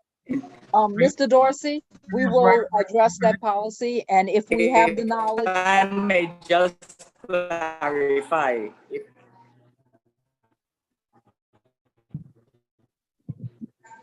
Okay, Mr. Dorsey, I was saying. If I may just clarify. Wait. I didn't hear what she, Mary Moorhead said. I'm just clarifying.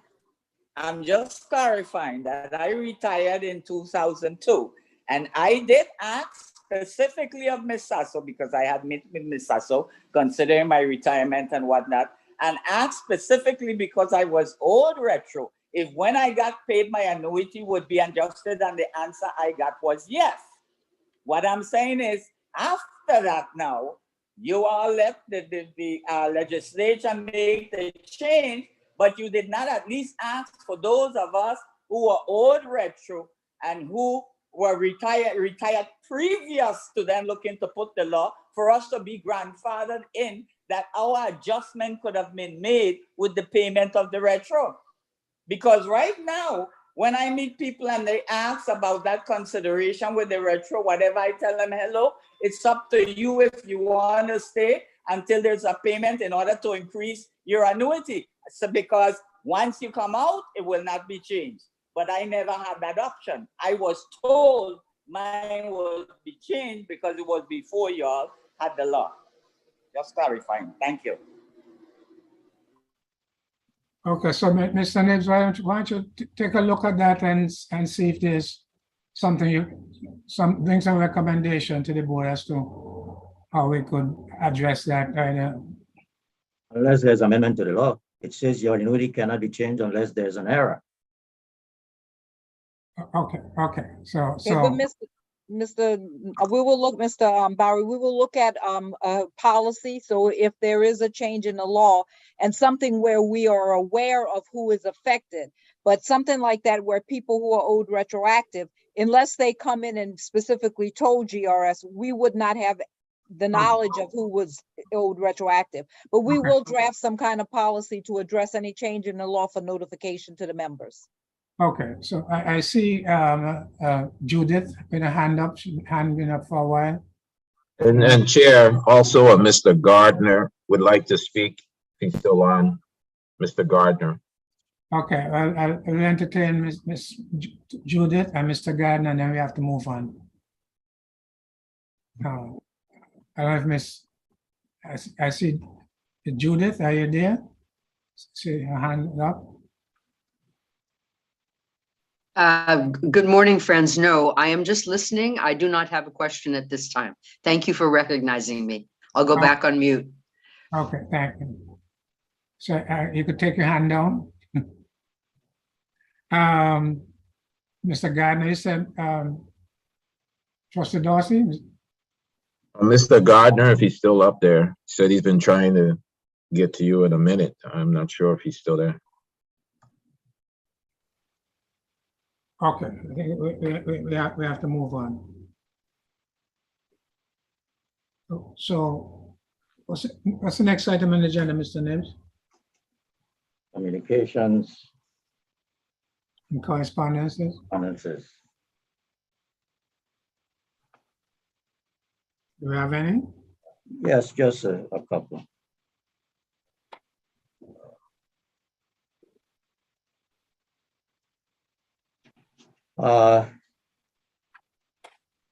This is just to notify us that our date for presenting to the legislature was moved from the 18th, I'm sorry. Received this on June 22nd, from the 18th to the 16th, and we did testify before the legislature on the 16th of August last week. Another correspondence is Act 8578. This was passed by the legislature recently, and this has to do with the bonuses, annual bonuses to the retirees. Senator Fred Gregory, had sponsored this bill to give the additional amounts up to the $2,175,000,000 appropriation on Act number 8473.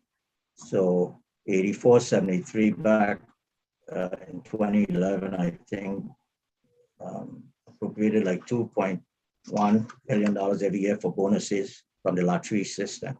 And they had not met that requirement, so she wants to increase the allotments to the retirees in FY 2018 by 1.015 million, 2019 926,000, and 2020 1,005,491. So we are presently gearing up to do this. I don't have with me the number of the individuals who are eligible. I forgot to have that. I know what I do have it someplace, but I I don't have it with me. So the payroll division, we hope to get this done by the middle of September, because the bill said we must pay out by fiscal year ending September 30th. So those individuals who are 60 years of age and has been on the payroll for 1 year would get an additional amount in the bonus. Now we have to filter the system for any member that died during this period. I mean, beginning in 2019, and we would have to eliminate those. And then we would have to go to the beneficiaries, determine who the beneficiaries are, and then we would have to pay out whatever is due to them, to the beneficiaries.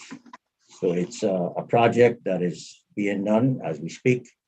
And we did have to add some interventions from IT and our software provider to get good figures and who died and things like that. So we are on this.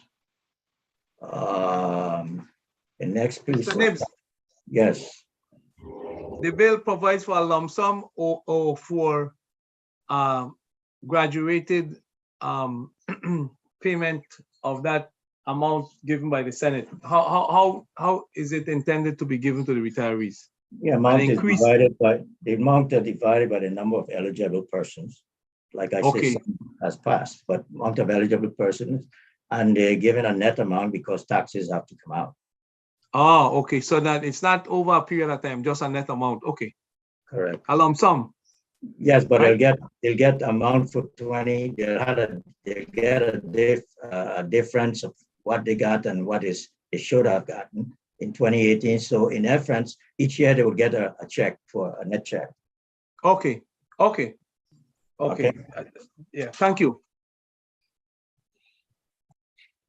The next piece of correspondence, Mr. Chairman, I would like to read it into the record because I think it's very important. Give me about 2 minutes. It's a letter that dated August 12, 2022, is addressed to the Governor of the Virgin Islands and also Jennifer O'Neill, who's the OMB Director. It's in regards to ARP funding request for new water line infrastructure at Havenside Mall. The Honorable Governor Brian and Director O'Neill, the Government Employee Retirement System of the Virgin Islands owners and operators of the Havenside Mall hereby submits this letter of request for $3.9 million of funding for the Havenside Mall Water Infrastructure Replacement Project under the American Rescue Plan Act as we emerge ready to move forward from the devastating impact of the pandemic has had on Havenside. With the dredging of our harbors on the horizon, the Virgin Islands will welcome larger ships and more passengers by sea. Our overnight guest stay are on the rise, and the experience we can provide our guests directly impacts our economy. In an area poised as an economic hub, the GRS requires assistance to replace old water lines. The water infrastructure created using cast iron pipes at Havenside Mall has come to an end of its lifespan.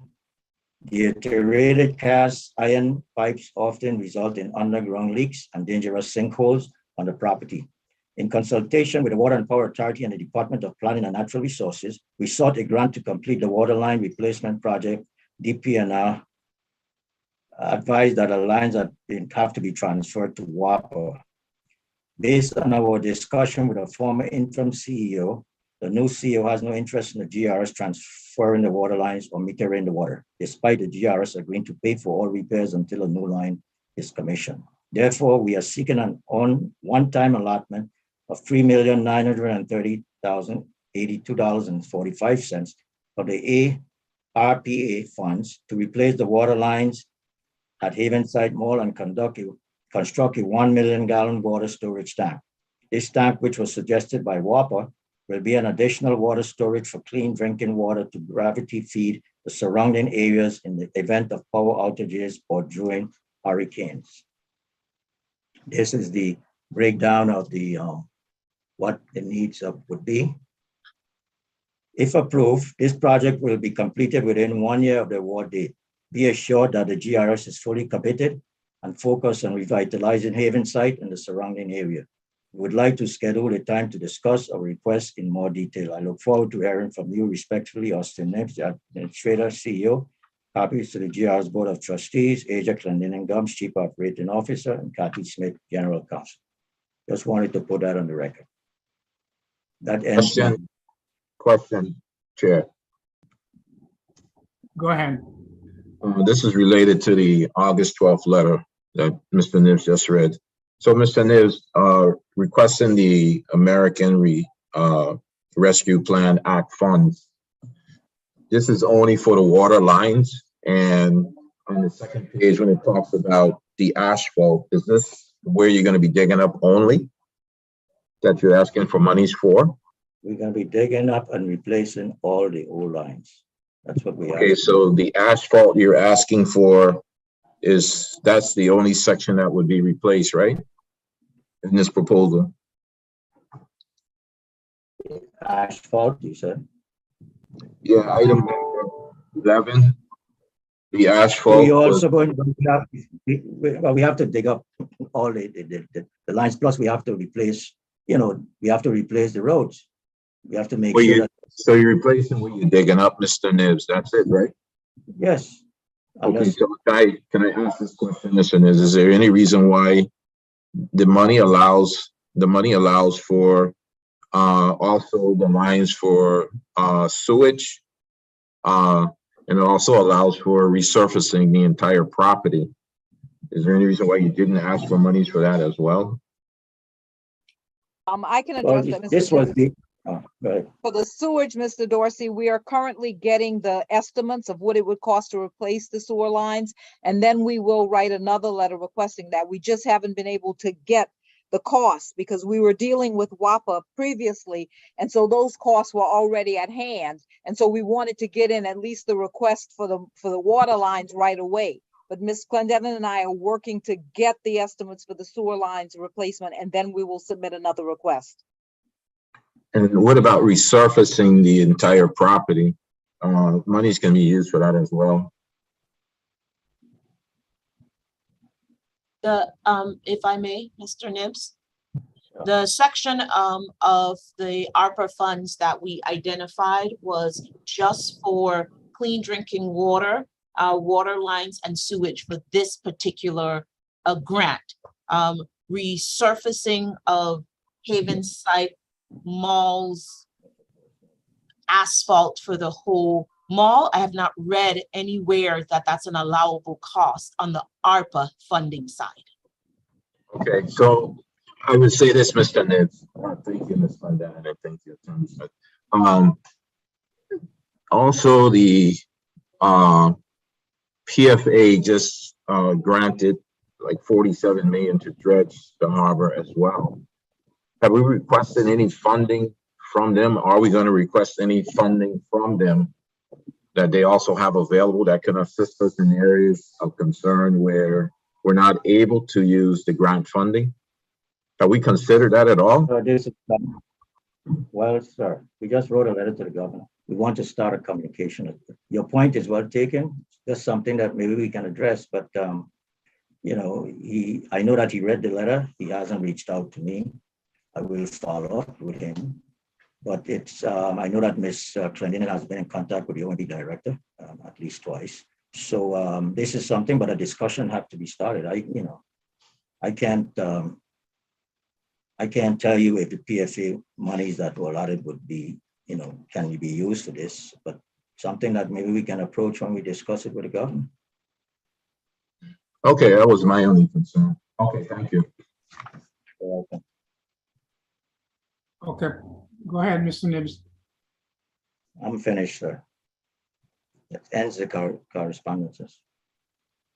Okay, we'll go to the administrator's report. I think your report is before then, Chairman's report. Yeah. Or you can skip that? Yeah, I'm skipping that. Okay, fine. Okay. Just want to. Point of information, Chair. We're not doing the chairman's report today, or are we coming back to it when you say skip it? We're going to administrator's report. No, I was asking, are we not doing a chairman's report today when you say skip it, or are we coming back to it? No, we're not doing a chairman's report. That's all I was asking. Thank you. Thank you, Mr. Barry. Meetings, presentations. On June 21st, I met with Whopper and DPNR regarding the same thing I just discussed, funding for inside water lines. On June 22nd, I met with JFL representative in regards to some reconciliation issues. On the 24th of June, we had an all staff meeting. On the 27th, I met with VITEC, usual meetings. On the 1st, I met with Havenside Mall Association board members. Also on that same day, I had an internal meeting with GERS, Havenside Mall Generator and Energy Monitoring in regards to that. We attended the board meeting of the board retreat in July 20th to the 22nd.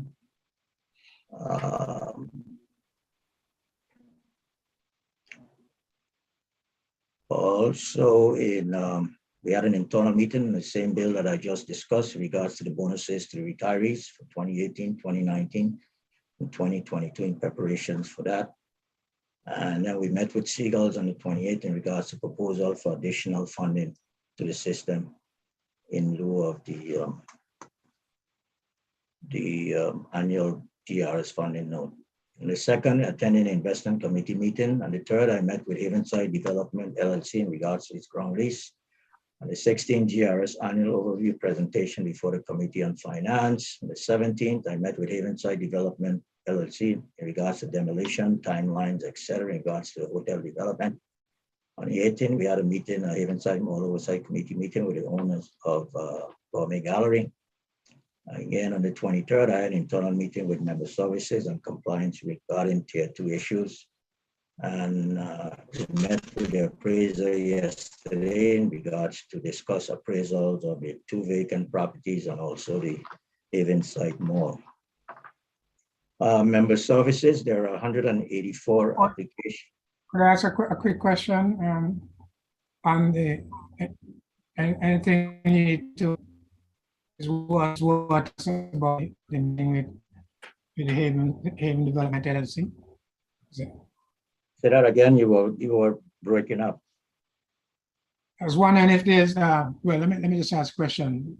What, if anything, you need to tell us about the meeting they had with Haven Development LLC? Well, in regards to the demolition of timeline, I know that the ground lease has been signed on their side. That happened yesterday. The demolition, we just discussed the timelines and what has to be done first. That is going to be, I'll show you that at the end of the meeting in regards to the operations. Okay, go ahead.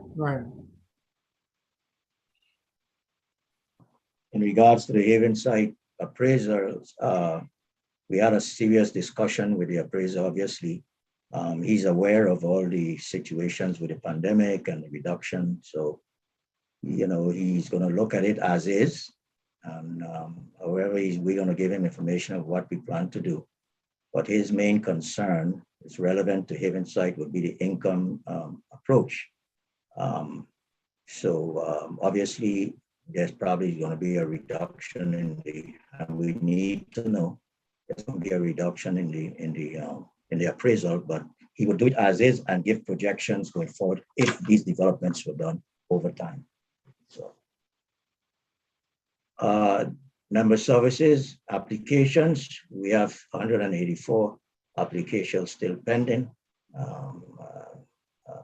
Okay. As far as the disability life certificates, we issued 263. Of the 263, 256 were returned.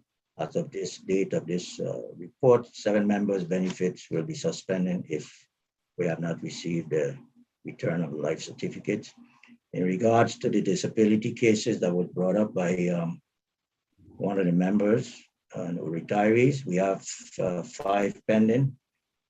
And the reasons, internal, legal, before, based on what was discussed by Attorney Pedro Williams and Cathy Smith.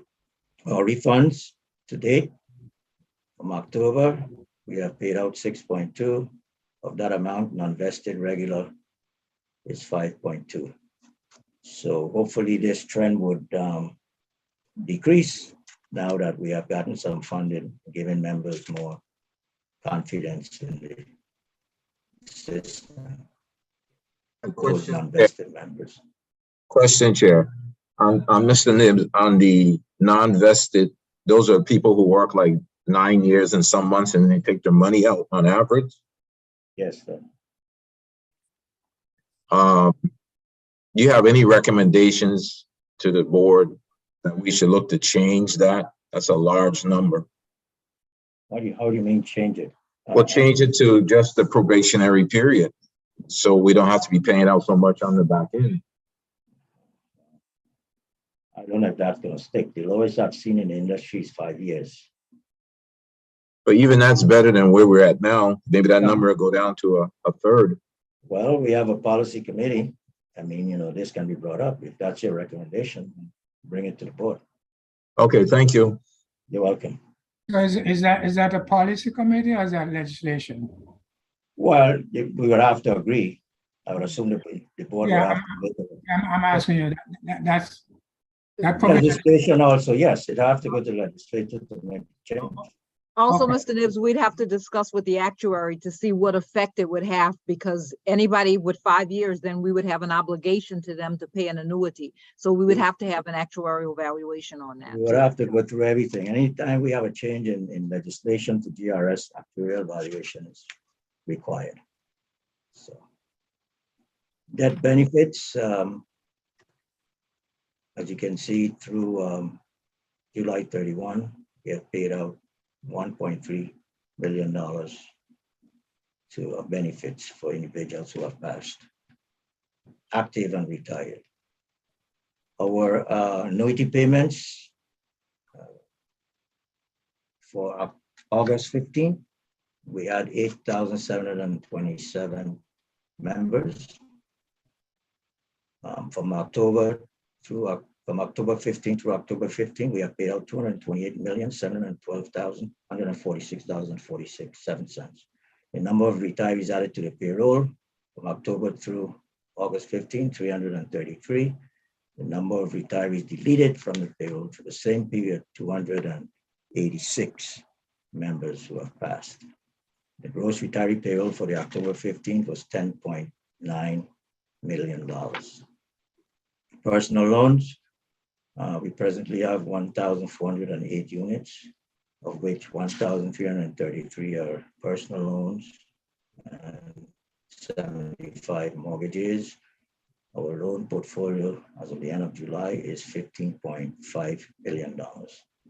At the end of calendar year 2022, approximately 526 loans are scheduled to mature. And as of December next year, we should have about 294 scheduled to be mature. So at the end of 2025, around that time, we should have 0 personal loans, which still have some mortgages left.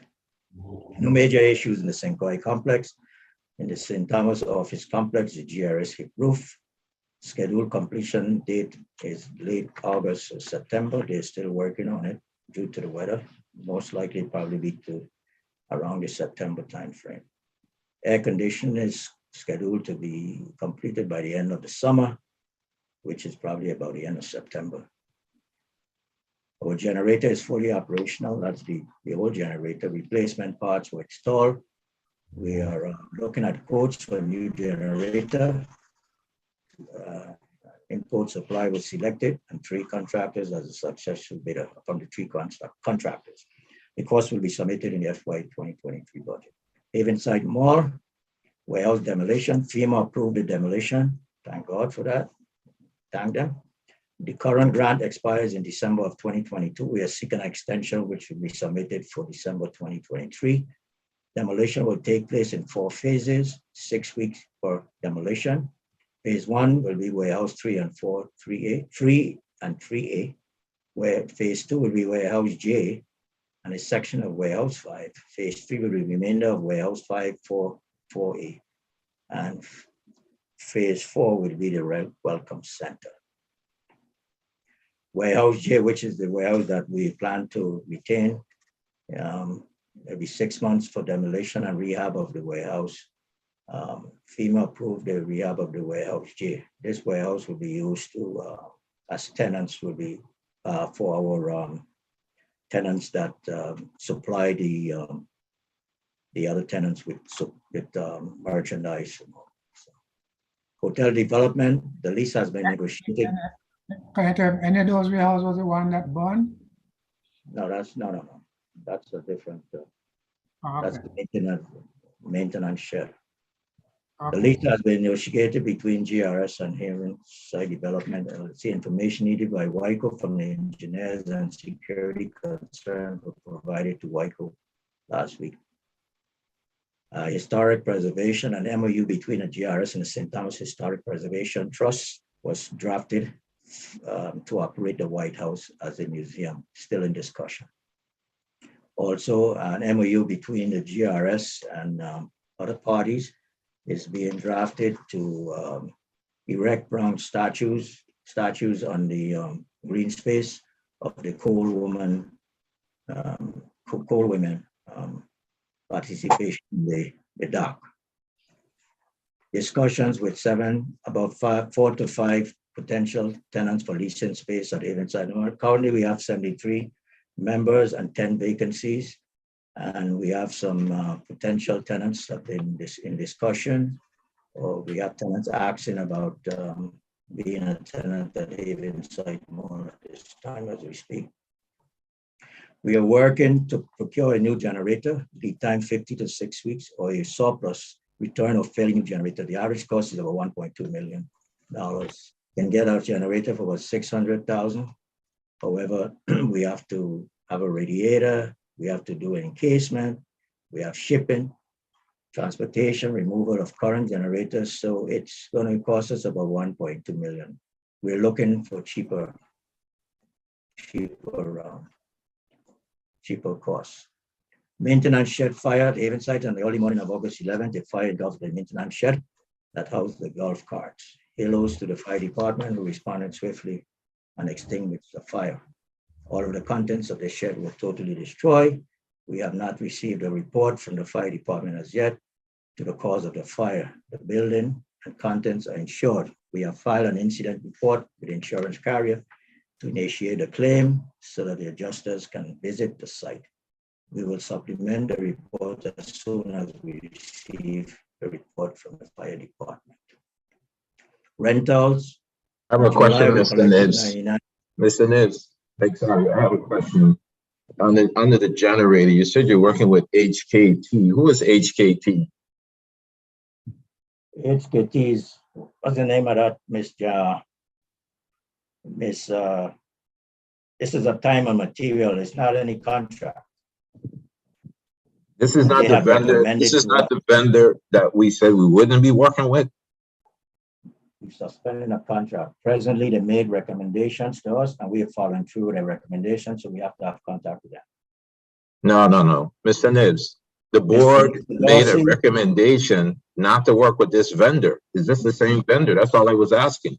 Mr. Dorsey, they have to fulfill certain things in their contract. We're working with them. They made recommendations to us. We did a lot of jobs on the quotes. So we're just getting feedback from them. I don't have any problem with doing that, and the staff don't have any problem with doing that. And I don't think it's any violation because we have that's their recommendations. Mr. Nibs, all I was asking if we're in violation of a motion that was made by the board. No. That's being followed by your office, that we were not working with this particular vendor in any capacity. But you're saying contrary. So if that's what it is, that's what it is. But if you can share those documents, I'd like to see what they say. Where we're supposed to be still working with a vendor that we voted not to be working with as a board.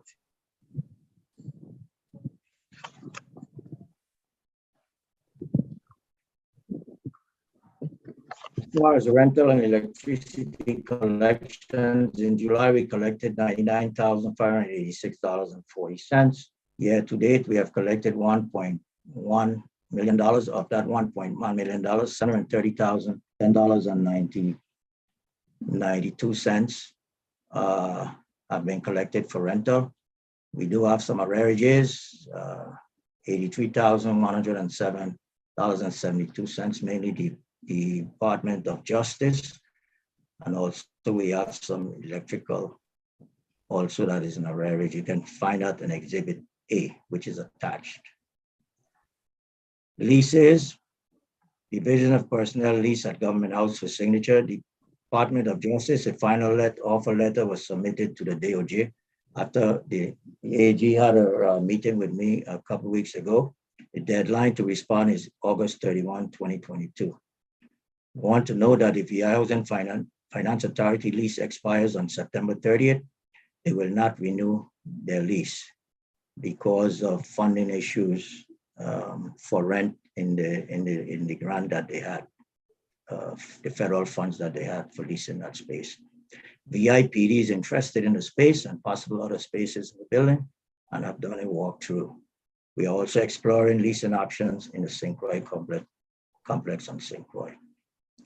Any idle space that we feel that can help us with defraying some of the costs of operations of the building, we are trying to look at it very closely.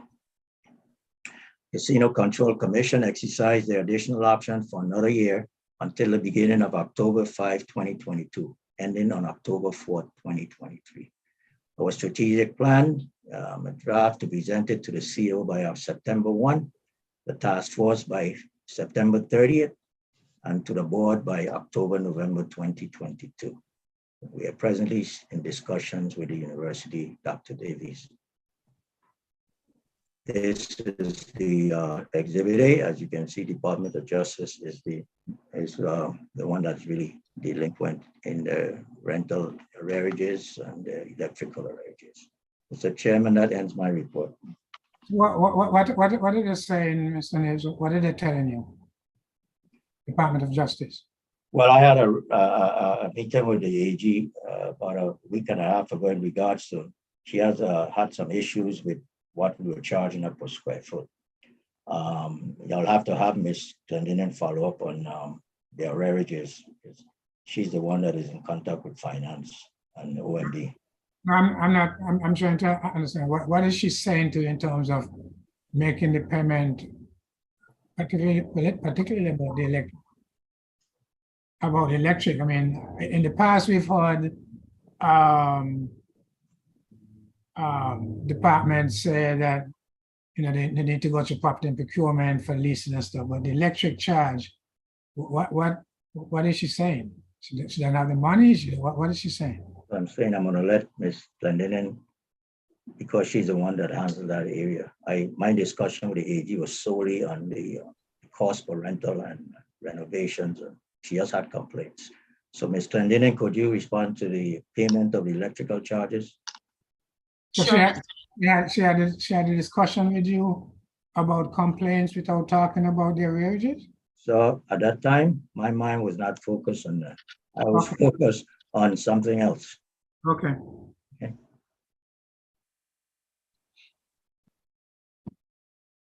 Go ahead, Ms. Glendinning. The rental and their electrical arrearages, they have put into the ERP system, and we're waiting for payment. I brought it to her attention about their reoccurring arrearages.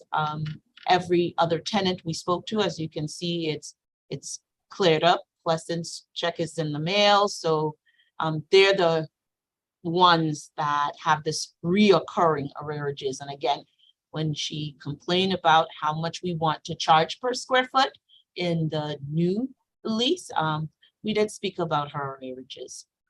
So what do you understand that to mean? When you say she's put it in the ERP system, from a GRS perspective, what do you understand that to mean in terms of? I understand it to mean that the monies are identified, that the payment is going through the payment process, that they've gotten approval from the property and procurement because they don't have a current lease, so they have to get an approval letter every month to process that payment. So being it in the ERP system is that they've reached a point where they got an approval and they put it through for payment. For both, Both rent? are there, correct. Okay.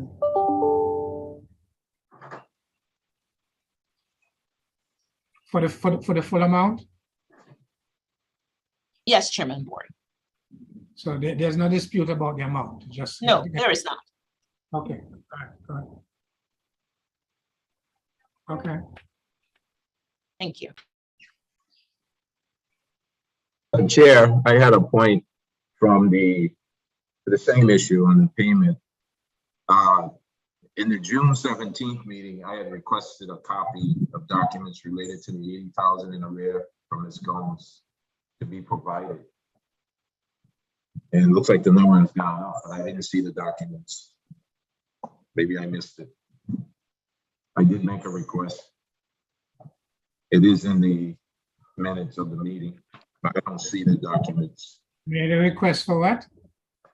I was making a request for the same a month ago when we had this question about in arrears with the Justice Department. I had made a request on the documentation and where we were at with the arrear issue. I think at that time we were told the lease was at Government House for signature for personnel, and Justice had something with property and procurement, and I didn't remember hearing anything about the AG about square footage pricing, but they were in arrears at that point of 80,000, and now that amount has gone up again. So what? The documentation, I made a request to see the documentation. Maybe I did get it, but I'm not seeing it. Okay. Did you send it to me, Ms. Gomes? Because I didn't see it. Trustee Dorsey, I'm not sure what specific documentation that you were seeking. I think it was the. He wanted copies of the document that we got. I think you had gotten a copy of a printout or something from finance or the ERP system or something. Of how it looks? Yeah, Okay. you wanted that copy. All right. I'll forward that to you now. Okay, thank you. You're welcome.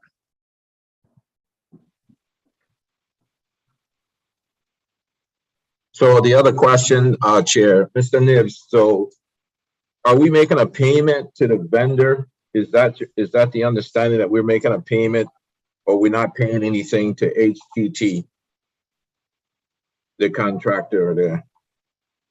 So HKT had some deliverables. They're presently doing it. I haven't seen a bill as yet, but they have had to some more stuff to do when you cut it off, and we couldn't. Who else is going to do this for us after we did all of this? We have to get moving on the projects, and they have certain things to complete for us. And we understand what you're saying, but they have the knowledge, they have all the material, they did all the quotes, they contacted all the vendors for this stuff. Well, Mr. We are Nibs, following up. We are following up it. with them so that they can assist us in getting this Mr. done. Mr. Nibs, but you got a directive from the board to cease. And if you had any hiccups, you were supposed to bring it back to the board. You're not supposed to continue doing what you want outside of the board saying to cease. That sounds like what you're saying today. It has nothing to do if they have the expertise, because they're not the only game in town. The point is the board gave you a directive to cease. And if you continue, then that means you didn't listen to what the directive was from the board. The board made a motion to cease. If there was anything else that needed to happen after that, you're supposed to bring it back to the board. You didn't do that. If you continue doing things and the board's not aware of it, and to read it down in a report today, that's not fair to us as trustees. Puts us at a great disadvantage. I'm not sure how that's supposed to play out, but Attorney Williams, I would ask you, how is that supposed to play out?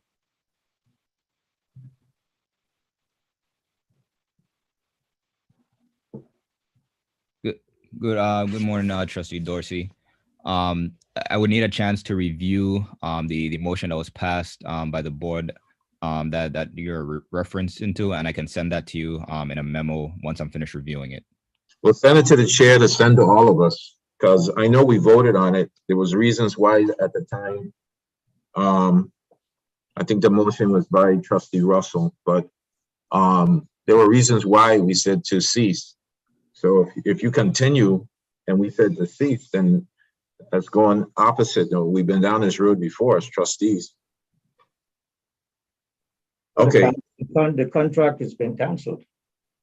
I'm just saying that there's certain knowledge that these people have. We tried to seek others and we couldn't find them. So we have to, the project has to be done. And, you know, we don't have no contract with them. The problem is that we need their expert, their knowledge. They had all of this information.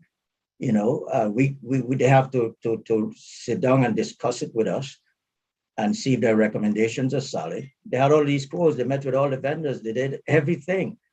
Mr. Nibbs, all I was saying is the trustees took a position and you gone contrary to the position. We understood the contract was canceled. We don't have a contract with PHP. But you still can't work with that vendor, Mr. Nibbs. That's not how the system works. You can't just decide. I can't speak with them. You cannot do work on the government property under this system that we oversee if we say as trustees that this has to cease. That is what it is. If you had any other issues, if you had any other, Mr. Nibbs, if you had any other issues, you were supposed to come back at least to the chair. But I don't have any issue. Wow. I can speak. I don't have a, you can tell, you telling me, I don't have a contract with you, but I can't speak with you what you did and give us some recommendation. It was abruptly stopped. So their recommendation in there, their vendor quotes in there. How did you arrive at this? What was the reason for your recommendation? I mean, these are the questions that are being asked. That's not what you have in this document here, Mr. Nibbs. You have in this document as though you are doing work with HQT. That's how you have it written here in your report. Mr. Chairman. Yeah. I would like to move on. That doesn't move you away from the violation, Mr. Nibbs. A violation is a violation. I was asking legal counsel, how do you deal with this? Attorney Williams is gonna get back to you. Okay. Go ahead, Mr. Nibbs. I'm finished, sir. Okay. So it's time for the treasurer's report. Yes, sir. Committee reports. What? Committee reports. Do you have any committee reports?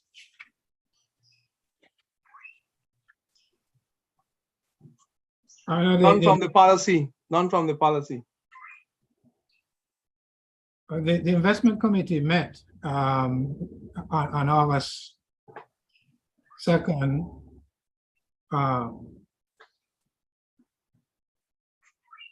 Met on August 2nd at 4 p.m. via Zoom for presentation and discussions with the system's investment consultants, and which is the Makita Investment Group, and the actuarial consultant, which is Siegel.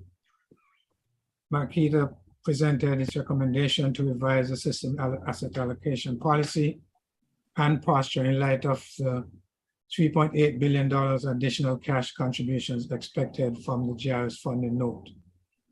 After discussions, the committee voted to approve Makita's recommended revision to the GERS asset allocation policy to establish new targets and ranges for various investment class of assets, various class of investment assets. The new policy and asset allocations are included in today's agenda for board consideration. Obviously, that's what we did earlier today with Makita. So this report was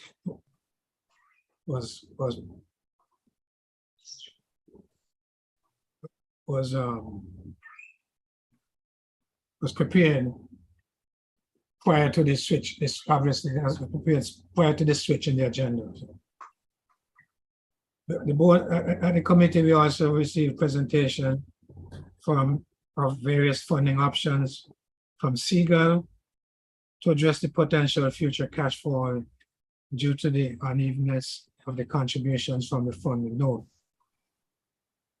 The annual contributions are heavily backloaded, as we know, with about half of the $3.8 billion coming in the last 12 years of the 30-year note. And this was done at the expense of the middle years. Seagull presentation and analysis were about funding options for bridging the gap for those middle years. These discussions are to be continued and converted into an action plan for later board action. And that's my report on from the investment committee. And if there are no other committee reports, we'll go to the treasurer's report.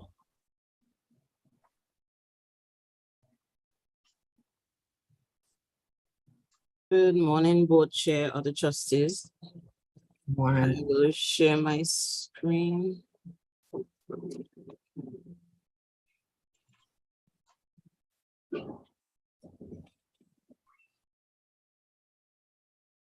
I'm sorry, it's not.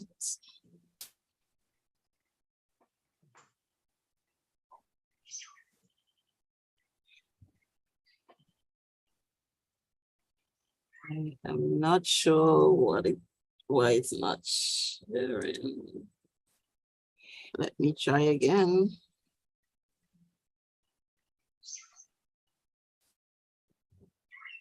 Can you see my screen now? Yes. Okay. This is the government employees retirement system schedule of receipts and disbursements for the month ended July 31st, 2022.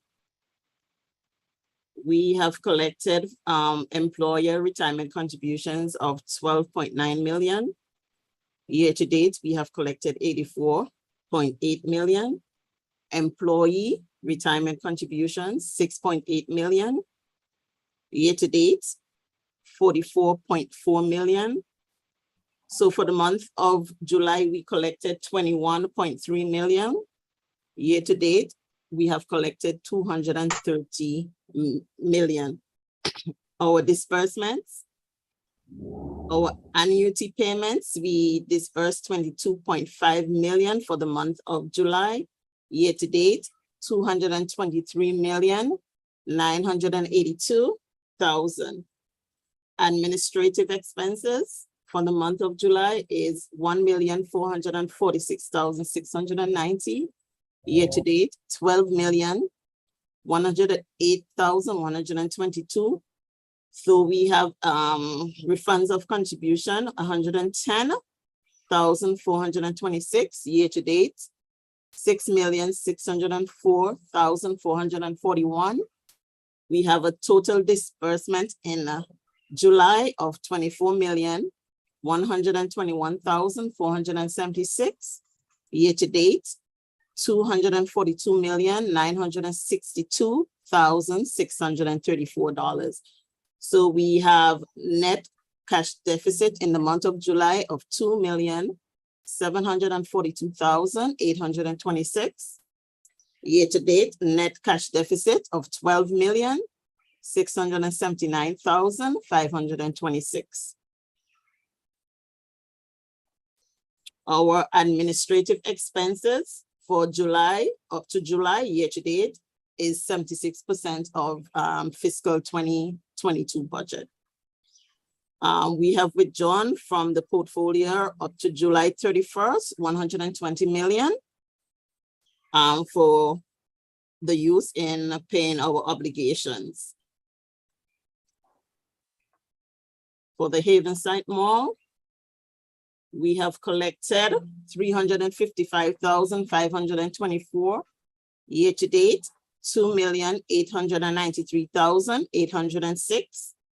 We expended 193,052 for the month of July. Year to date, 2,253,000 $286,745. We have a net cash surplus in the month of July of $162,471. Year-to-date, net cash surplus of $607,060. Our expenses at the Havenside Mall is 67% of the budget. And year-to-date collection increased by 86% over last year's year-to-date collections. That's in the treasurer's report for the month, board chair. Okay, just a quick thing. You said you withdrew 120 million from the portfolio, but you've put back 89, right? Correct. Okay, so the net drawdown is closer to 40. Like, correct. Okay. Mr. Nibs mentioned the amount earlier, so that is correct. Okay. Of 31 million. Right. Okay. All right. Any questions on that? If not, we'll go to the investment officer's report. We need to have a motion on this. Motion, Mr. Chair. Go ahead. I move that we accept the treasurer's report for July 2022. As a move. Trustee Second. Carroll. Trustee Carroll. Yes. Yes. Trustee Dorsey. Yes. Trustee Liger. Yes. Trustee McDonald, absent. Trustee Russell. Yes. Trustee Smith. Yes. Chairman Barry. Yes. 6 yes, 1 absent. Okay, now we go to the investment officer's report. Good morning again, trustees. Just an update of the portfolio performance as of July 31st, 2022. The total plan returned 1.4% for the month. Fiscal year to date, we are down about 4%. Total fixed income, 1.7% return, underperformed its benchmark by approximately 0.8%. Fiscal year to date, though, we are up about 2% versus the Bloomberg US Ag Index, which is our benchmark. Total alternatives was up 0.5% for the month, lagged its benchmark by about 9%. But if you look at the fiscal year to date, our total alternative is up 6.3% and has outperformed its benchmark by about 7%.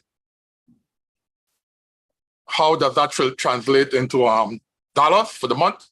We ended the month at approximately $390.3 million.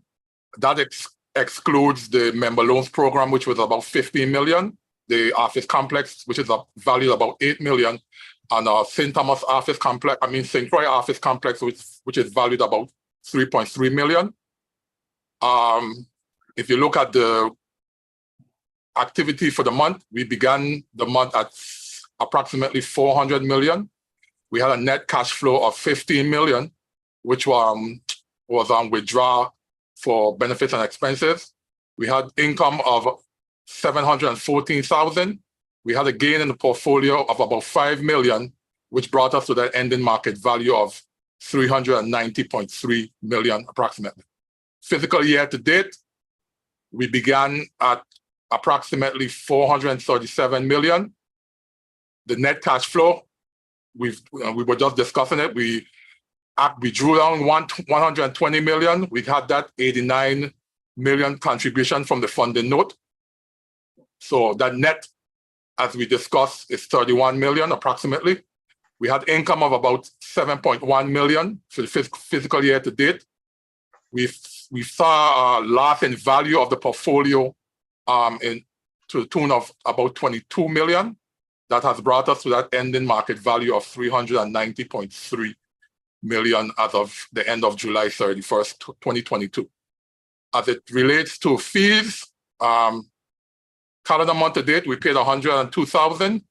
Year to date, we've paid about $310,000. And fiscal year to date, we've paid about $412,000 in investment management, investment consultant, and custodian bank fees. Securities lending, fiscal year to date, we've earned about $3,800 to date.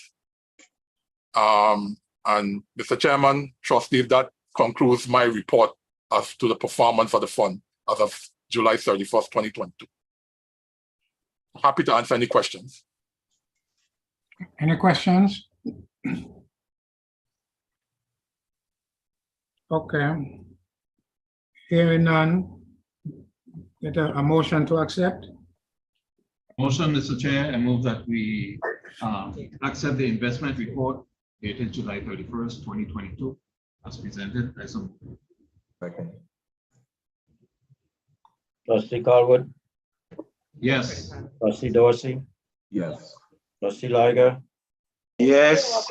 trustee McDonald, absent, trustee Russell, Yes. trustee Smith, Yes. Chairman Barry, Yes. 6 yes, 1 absent. Okay. All right, so we pick back up where at regular session.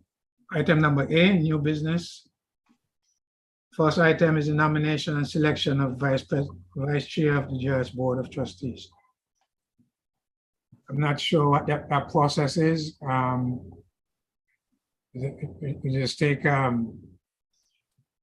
nominations from the board members. I'm not sure what that process is. Well, I'll say what I've seen happen, and maybe Attorney Williams can come in.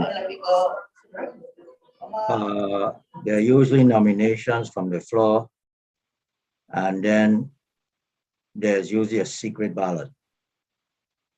That's how it has transpired since I've been here. Trustee Liger, he was the chairman when I was here, so I know that's the way I've seen it happen. Nominations came from the floor, and then you would vote secretly, meaning you would write something, and then someone, at that time, we're not in person, but the internal auditor used to check and see what the results were. So how would that work in this scenario? Well, I guess nomination can be made. I mean, you want to be transparent. Just nominations can be made, and you just take a vote. I mean, Attorney Williams is there. He may have some suggestions, but that would be my suggestions. Absence being in person. Yes, good afternoon. I hadn't thought about how it would work in terms of the fact that most of the trustees are appearing by Zoom. But what Mr. Nibbs has suggested, maybe you could nominate, appoint somebody to keep the scores, and then folks could text their votes to that individual, unless of course there's only one nominee and therefore the vote of acclamation, that person will be elected, and so there'd be no need for the formal voting.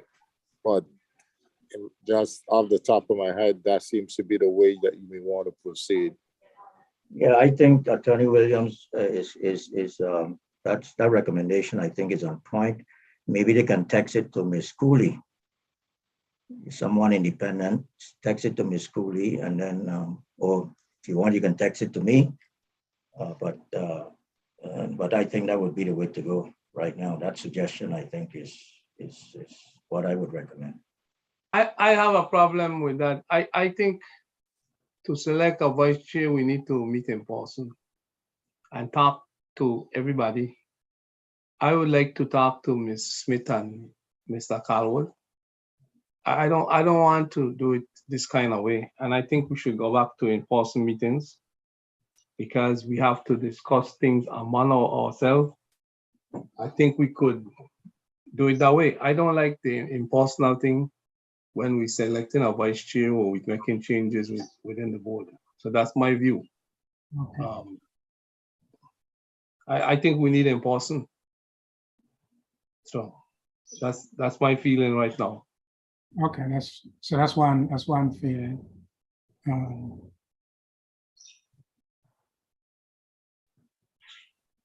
So I mean, I'm open to that. For me, we could just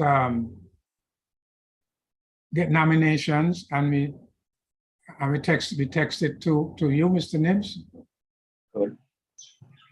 So how do the nomination process work? I mean, Well, somebody will, make a nomination on the floor. I nominate, ex trustee to be the next vice chair. Somebody else may say, I nominate ex trustee to be the vice chair, and a vote is taken. You submit who you selected to me in a text. Yeah, the problem, Mr. Chair, is that I didn't consider that before today. And I think you didn't consider what? The agenda selecting a vice chair. So, I thought we would, have in-person meetings so that we could discuss with everybody and not do it so, so informal where we just voting like that. We need to discuss. Not informal. It's a formal board meeting. What do you mean? Yeah, no, I'm talking about chatting with the board members to see who would want to do it, what kind of time they have. You got to, I think, explore it. Well, if someone nominates someone, they can always reject. That's how it used to be. Yeah, but Mr. Chair. Go ahead, Mr. I don't quite understand why at this point, when we only have four more months left in the reign of the chair, when we would have a new election next January, for the vice chair to be so important, because in January again we would have to elect a chair and a vice chair. But I have no problem if that's the way the board wants it to be, to go ahead and go along with it. But I personally, I'm saying it right up front, I don't want to be the vice chair. So if there will be any nomination, please leave my name out of it for now. It's 4 months left in the reign of the chair. In January, we have you may be re-elected for the chair for the next 2 years, but we don't know. And so if someone wants to reign for the 4 months and they don't mind that, well, that's okay. I'm not sure what the impetus was for the nomination, other than that it's a gap that needs to be filled. So I guess it's up to the members. Yeah, I understand that, Mr. Chair, but it's almost 2 years we have done without it. So okay, we hear from the other board members. I mean, what's? I'm good following Senior Trustee Liger's recommendation at this point. It makes a lot of sense.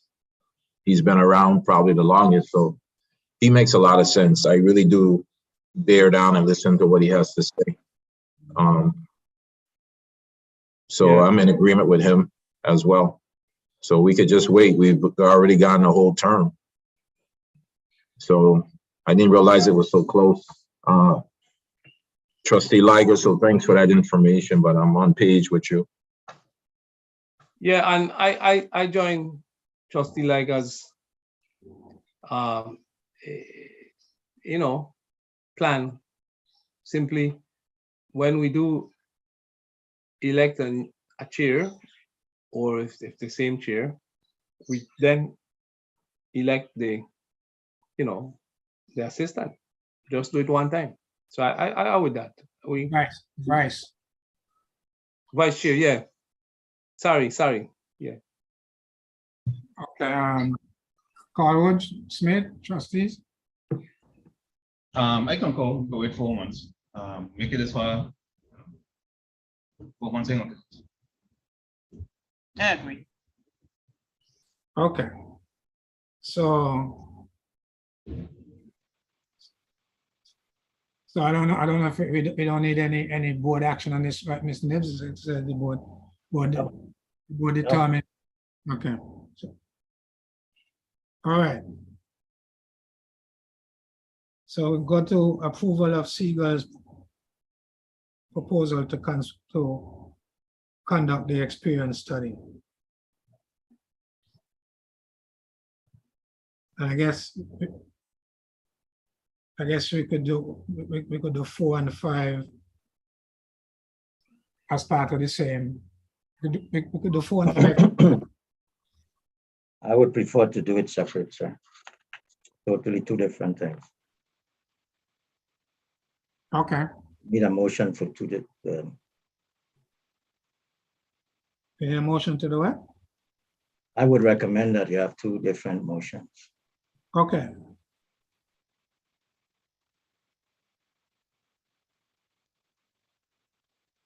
Okay, so who wants to speak? Who wants to speak to this? Well, in the meeting, the board retreat, Alwyn did mention conducting an experience study when doing a discussion with the new auditor. This is something that was done, I think, 7 years ago. Usually would be done every 4 or 5 years in the industry standards.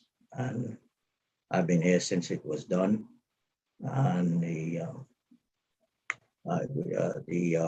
proposal was circulated.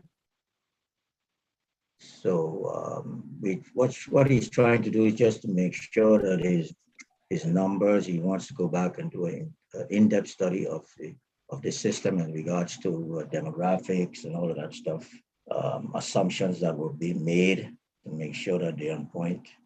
And I would recommend that we enter into this agreement with them to conduct a study, which is required by industry study every 4 or 5 years.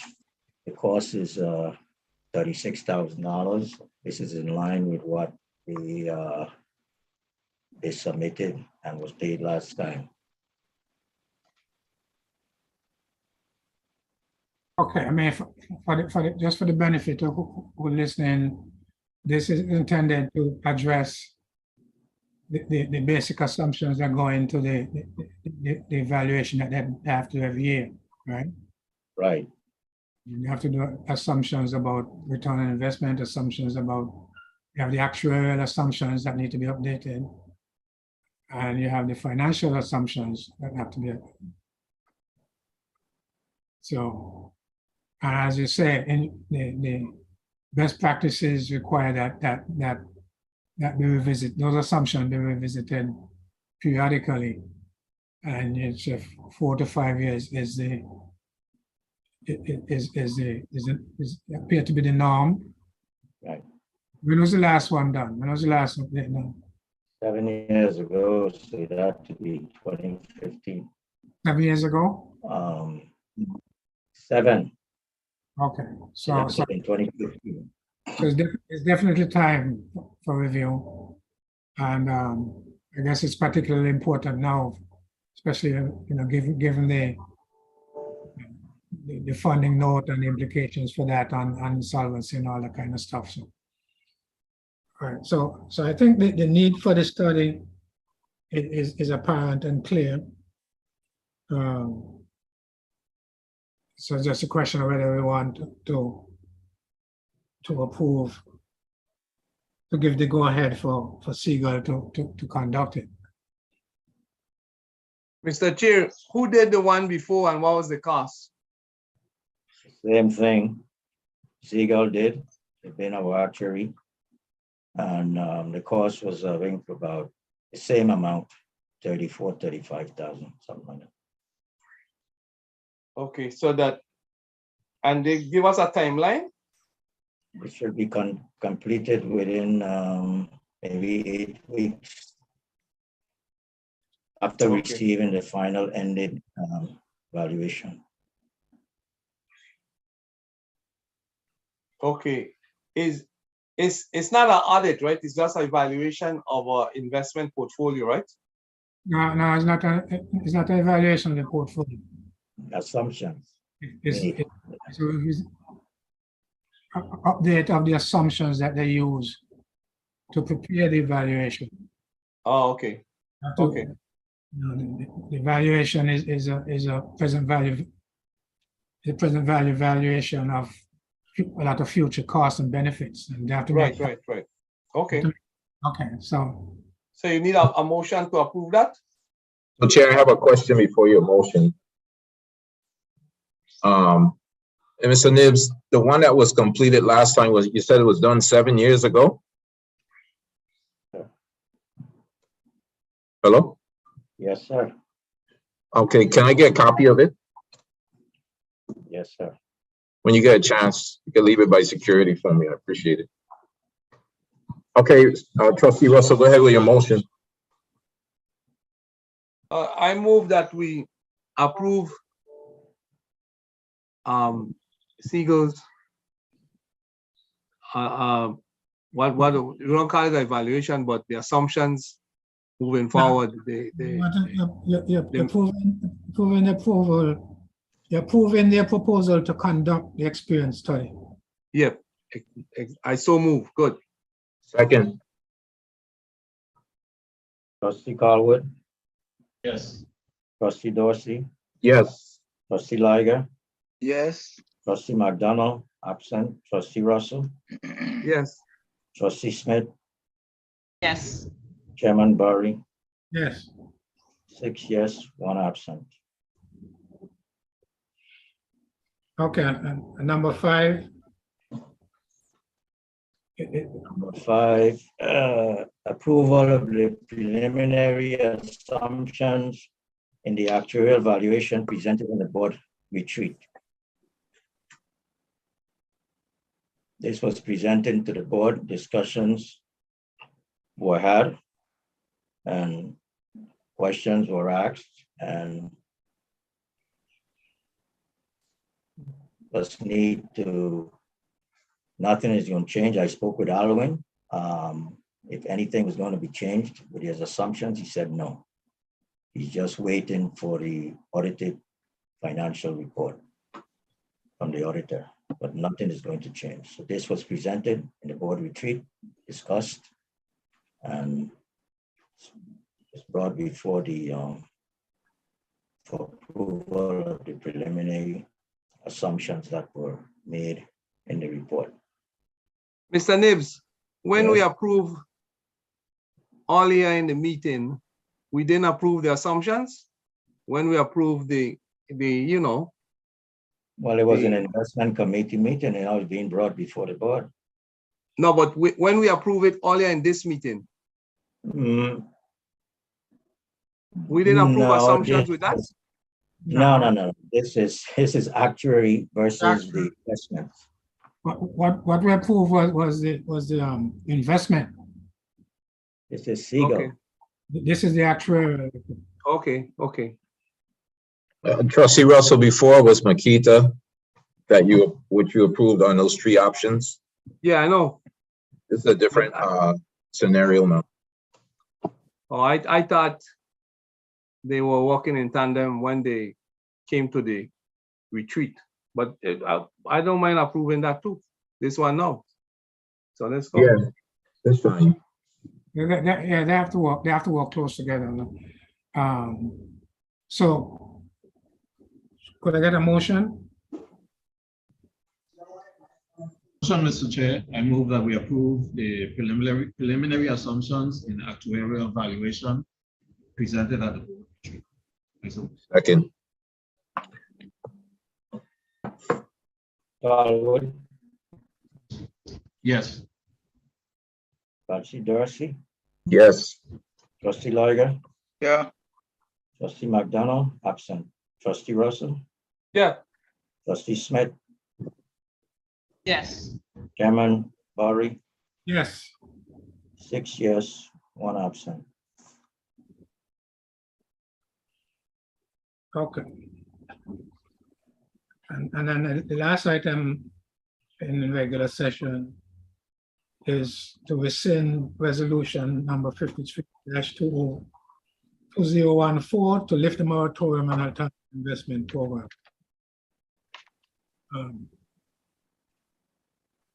We'll speak for that. You want to give some background, Mr. Ned?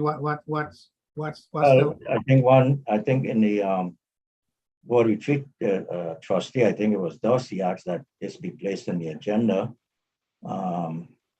in today's board meeting. What happened is back in after the Inspector General had done his report, and there was some negative comments and all that, and about our alternative investment program. The board decided. Plus, obviously, we were looking at insolvency, looming insolvency ahead. The board decided to cancel the alternative investment program. That means, giving investing or giving loans to Seaborn that we did, Carambola. That's what we consider an alternative investment program. So I think the trustees, one of the trustees asked that this be placed on the agenda to rescind that. Okay, if I can interject, I was asking through legal counsel at the time, with proposals coming in, and you had mentioned, Mr. Nibs, you couldn't entertain those proposals because you had to do certain due diligence before those proposals came in front of the trustees. There's a policy process where you have to do your due diligence. Trustee Russell, I think at the time had maybe two or three organizations that wanted to propose different strategies to assist us in our funding of our physical assets, as well as the kickstart in the loan program. So we were told by yourself that, again, we would have to rescind the resolution that was done back in 2015.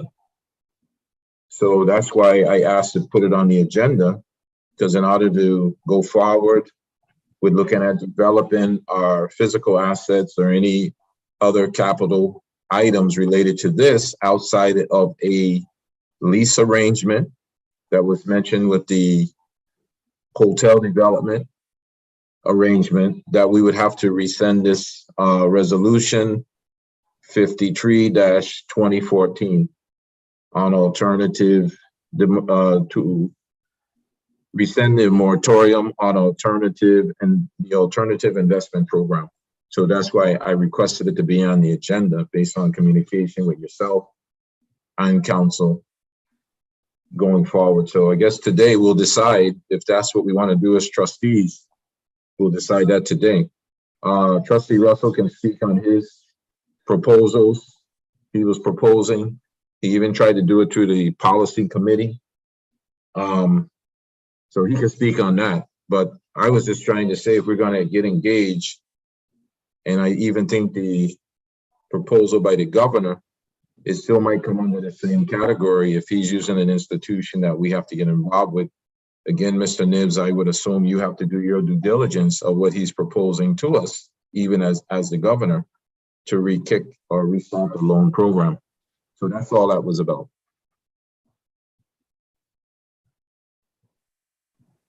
So, Mr. Chairman. Yes, sir. So am I to understand that in doing so, we are getting ready to begin loans to businesses that is proposing to establish businesses on the island or in the territory? Well, I think I'm not sure. I'm not sure if that's what's coming. that would remove the prohibition. Right now, we don't even bother to consider it. Right. Right.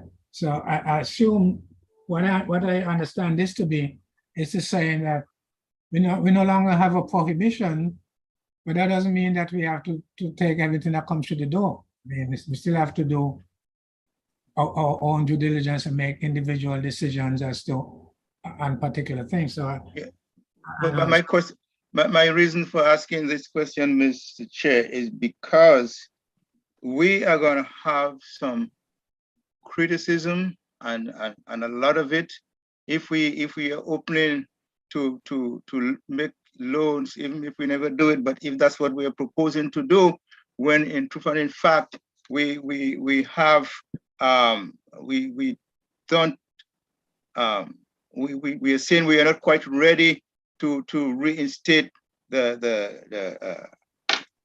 loan for the members loan. If I think if we are thinking about doing this, we have to be careful and begin to also consider, like Mr. Nibs was saying, the members loan is a guarantee of 8%. So if we are going to say, well, we open for people to come in and begin to make requests, then how about, because you know the trustees, I mean the employees will say, it's our money, how comes you are not allowing us to get a loan and then you're giving this person a loan?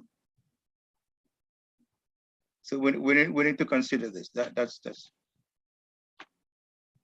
Yeah, let me add to that, Mr. Chair. Let me add to it. Why we need to rescind it is because we are now in a position of at least better financial health. It don't mean that we have to consider anything, but we need to rescind that rule that prevented us from even exploring wind energy, exploring, developing any kind of property we have, doing anything. That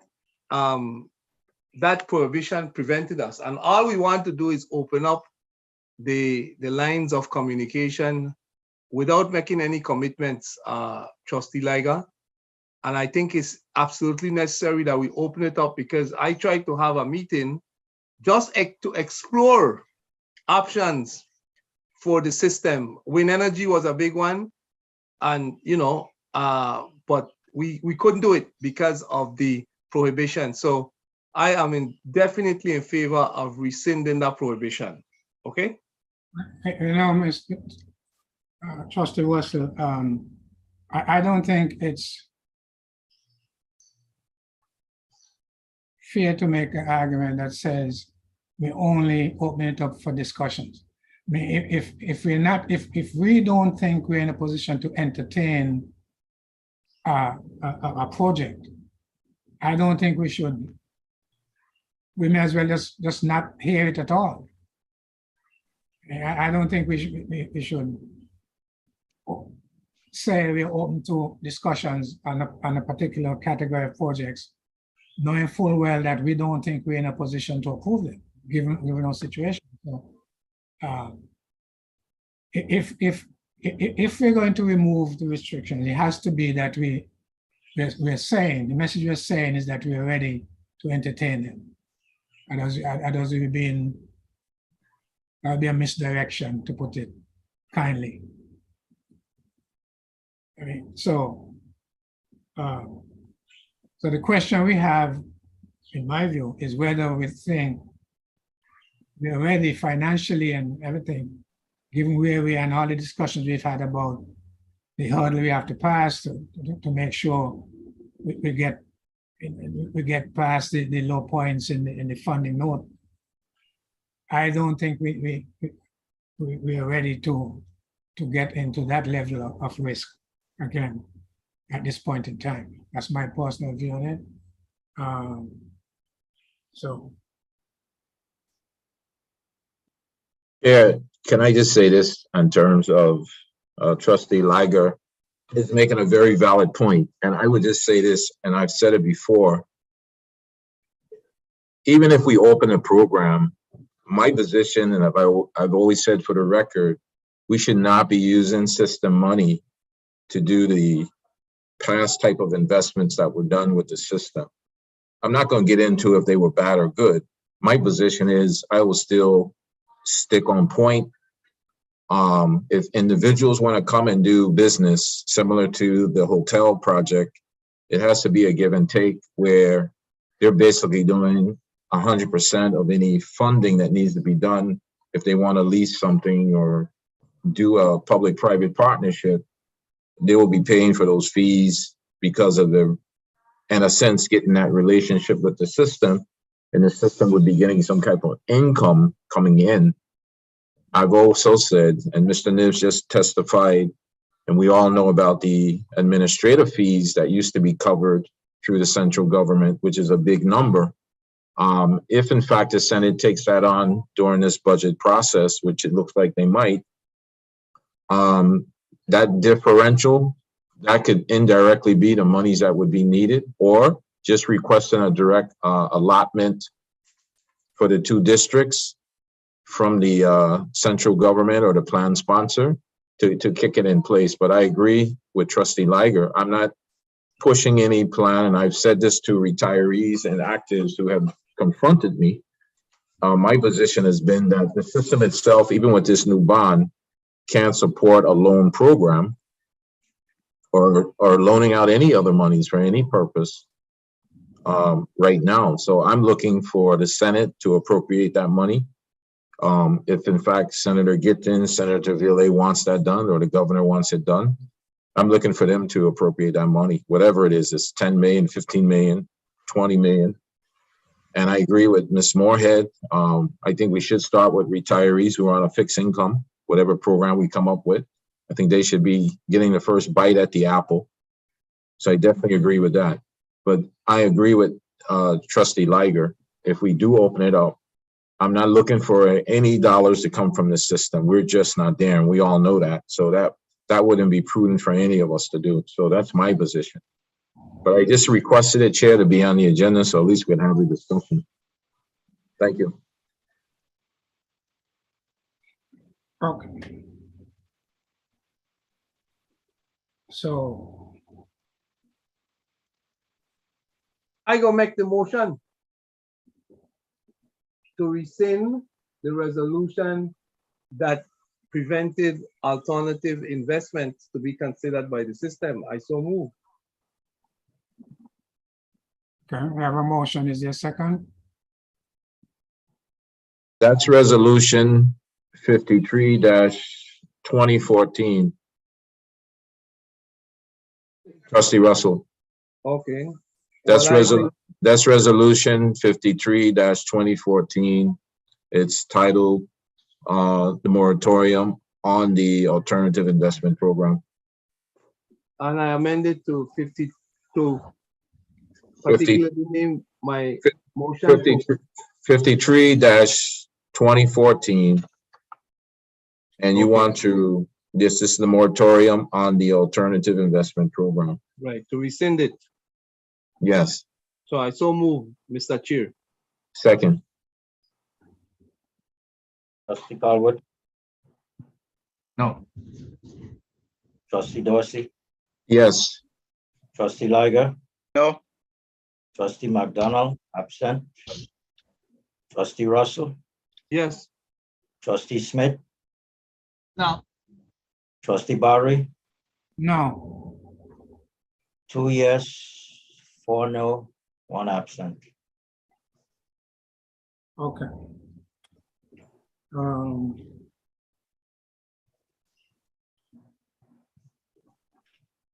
Motion to go into executive session. Motion, Mr. Chair. We have to go into executive session. I move that we go into executive session to discuss matters pertaining to trade secrets or financial or commercial information or personal or legal matters whose premature disclosure will frustrate the implementation of the proposed agency action. I'll give a second, but I have a point of information before we go into executive session. I have this text from, I guess this is a retiree out of St. Croix. is Government Employees Retirees, Inc.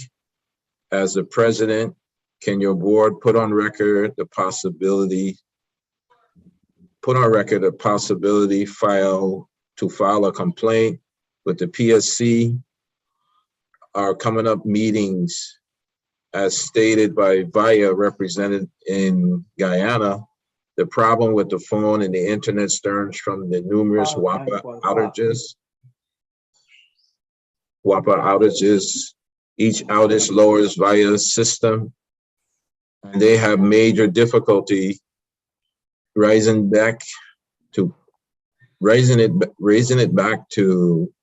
back up.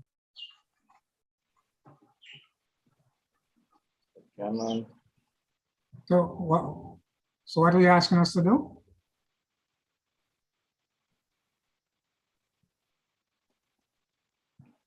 There's a motion on the floor.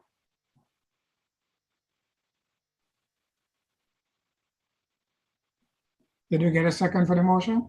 No, Huh? no, he interrupted, Trustee Doughty interrupted and asked you to hold off. But it's not nothing to do with the discussion at hand. Okay, so. It was so moved and seconded. we have a motion for executive session. We get a second? Second. Trustee Calwood? Trustee Calwood? Yes. Trustee Dorsey? Yes. Trustee Liger? Yeah. Trustee McDonald, absent. Trustee Russell? Yeah. Trustee Smith? Yes. Chairman Barry? Yes. 6 yes, 1 absent. Okay.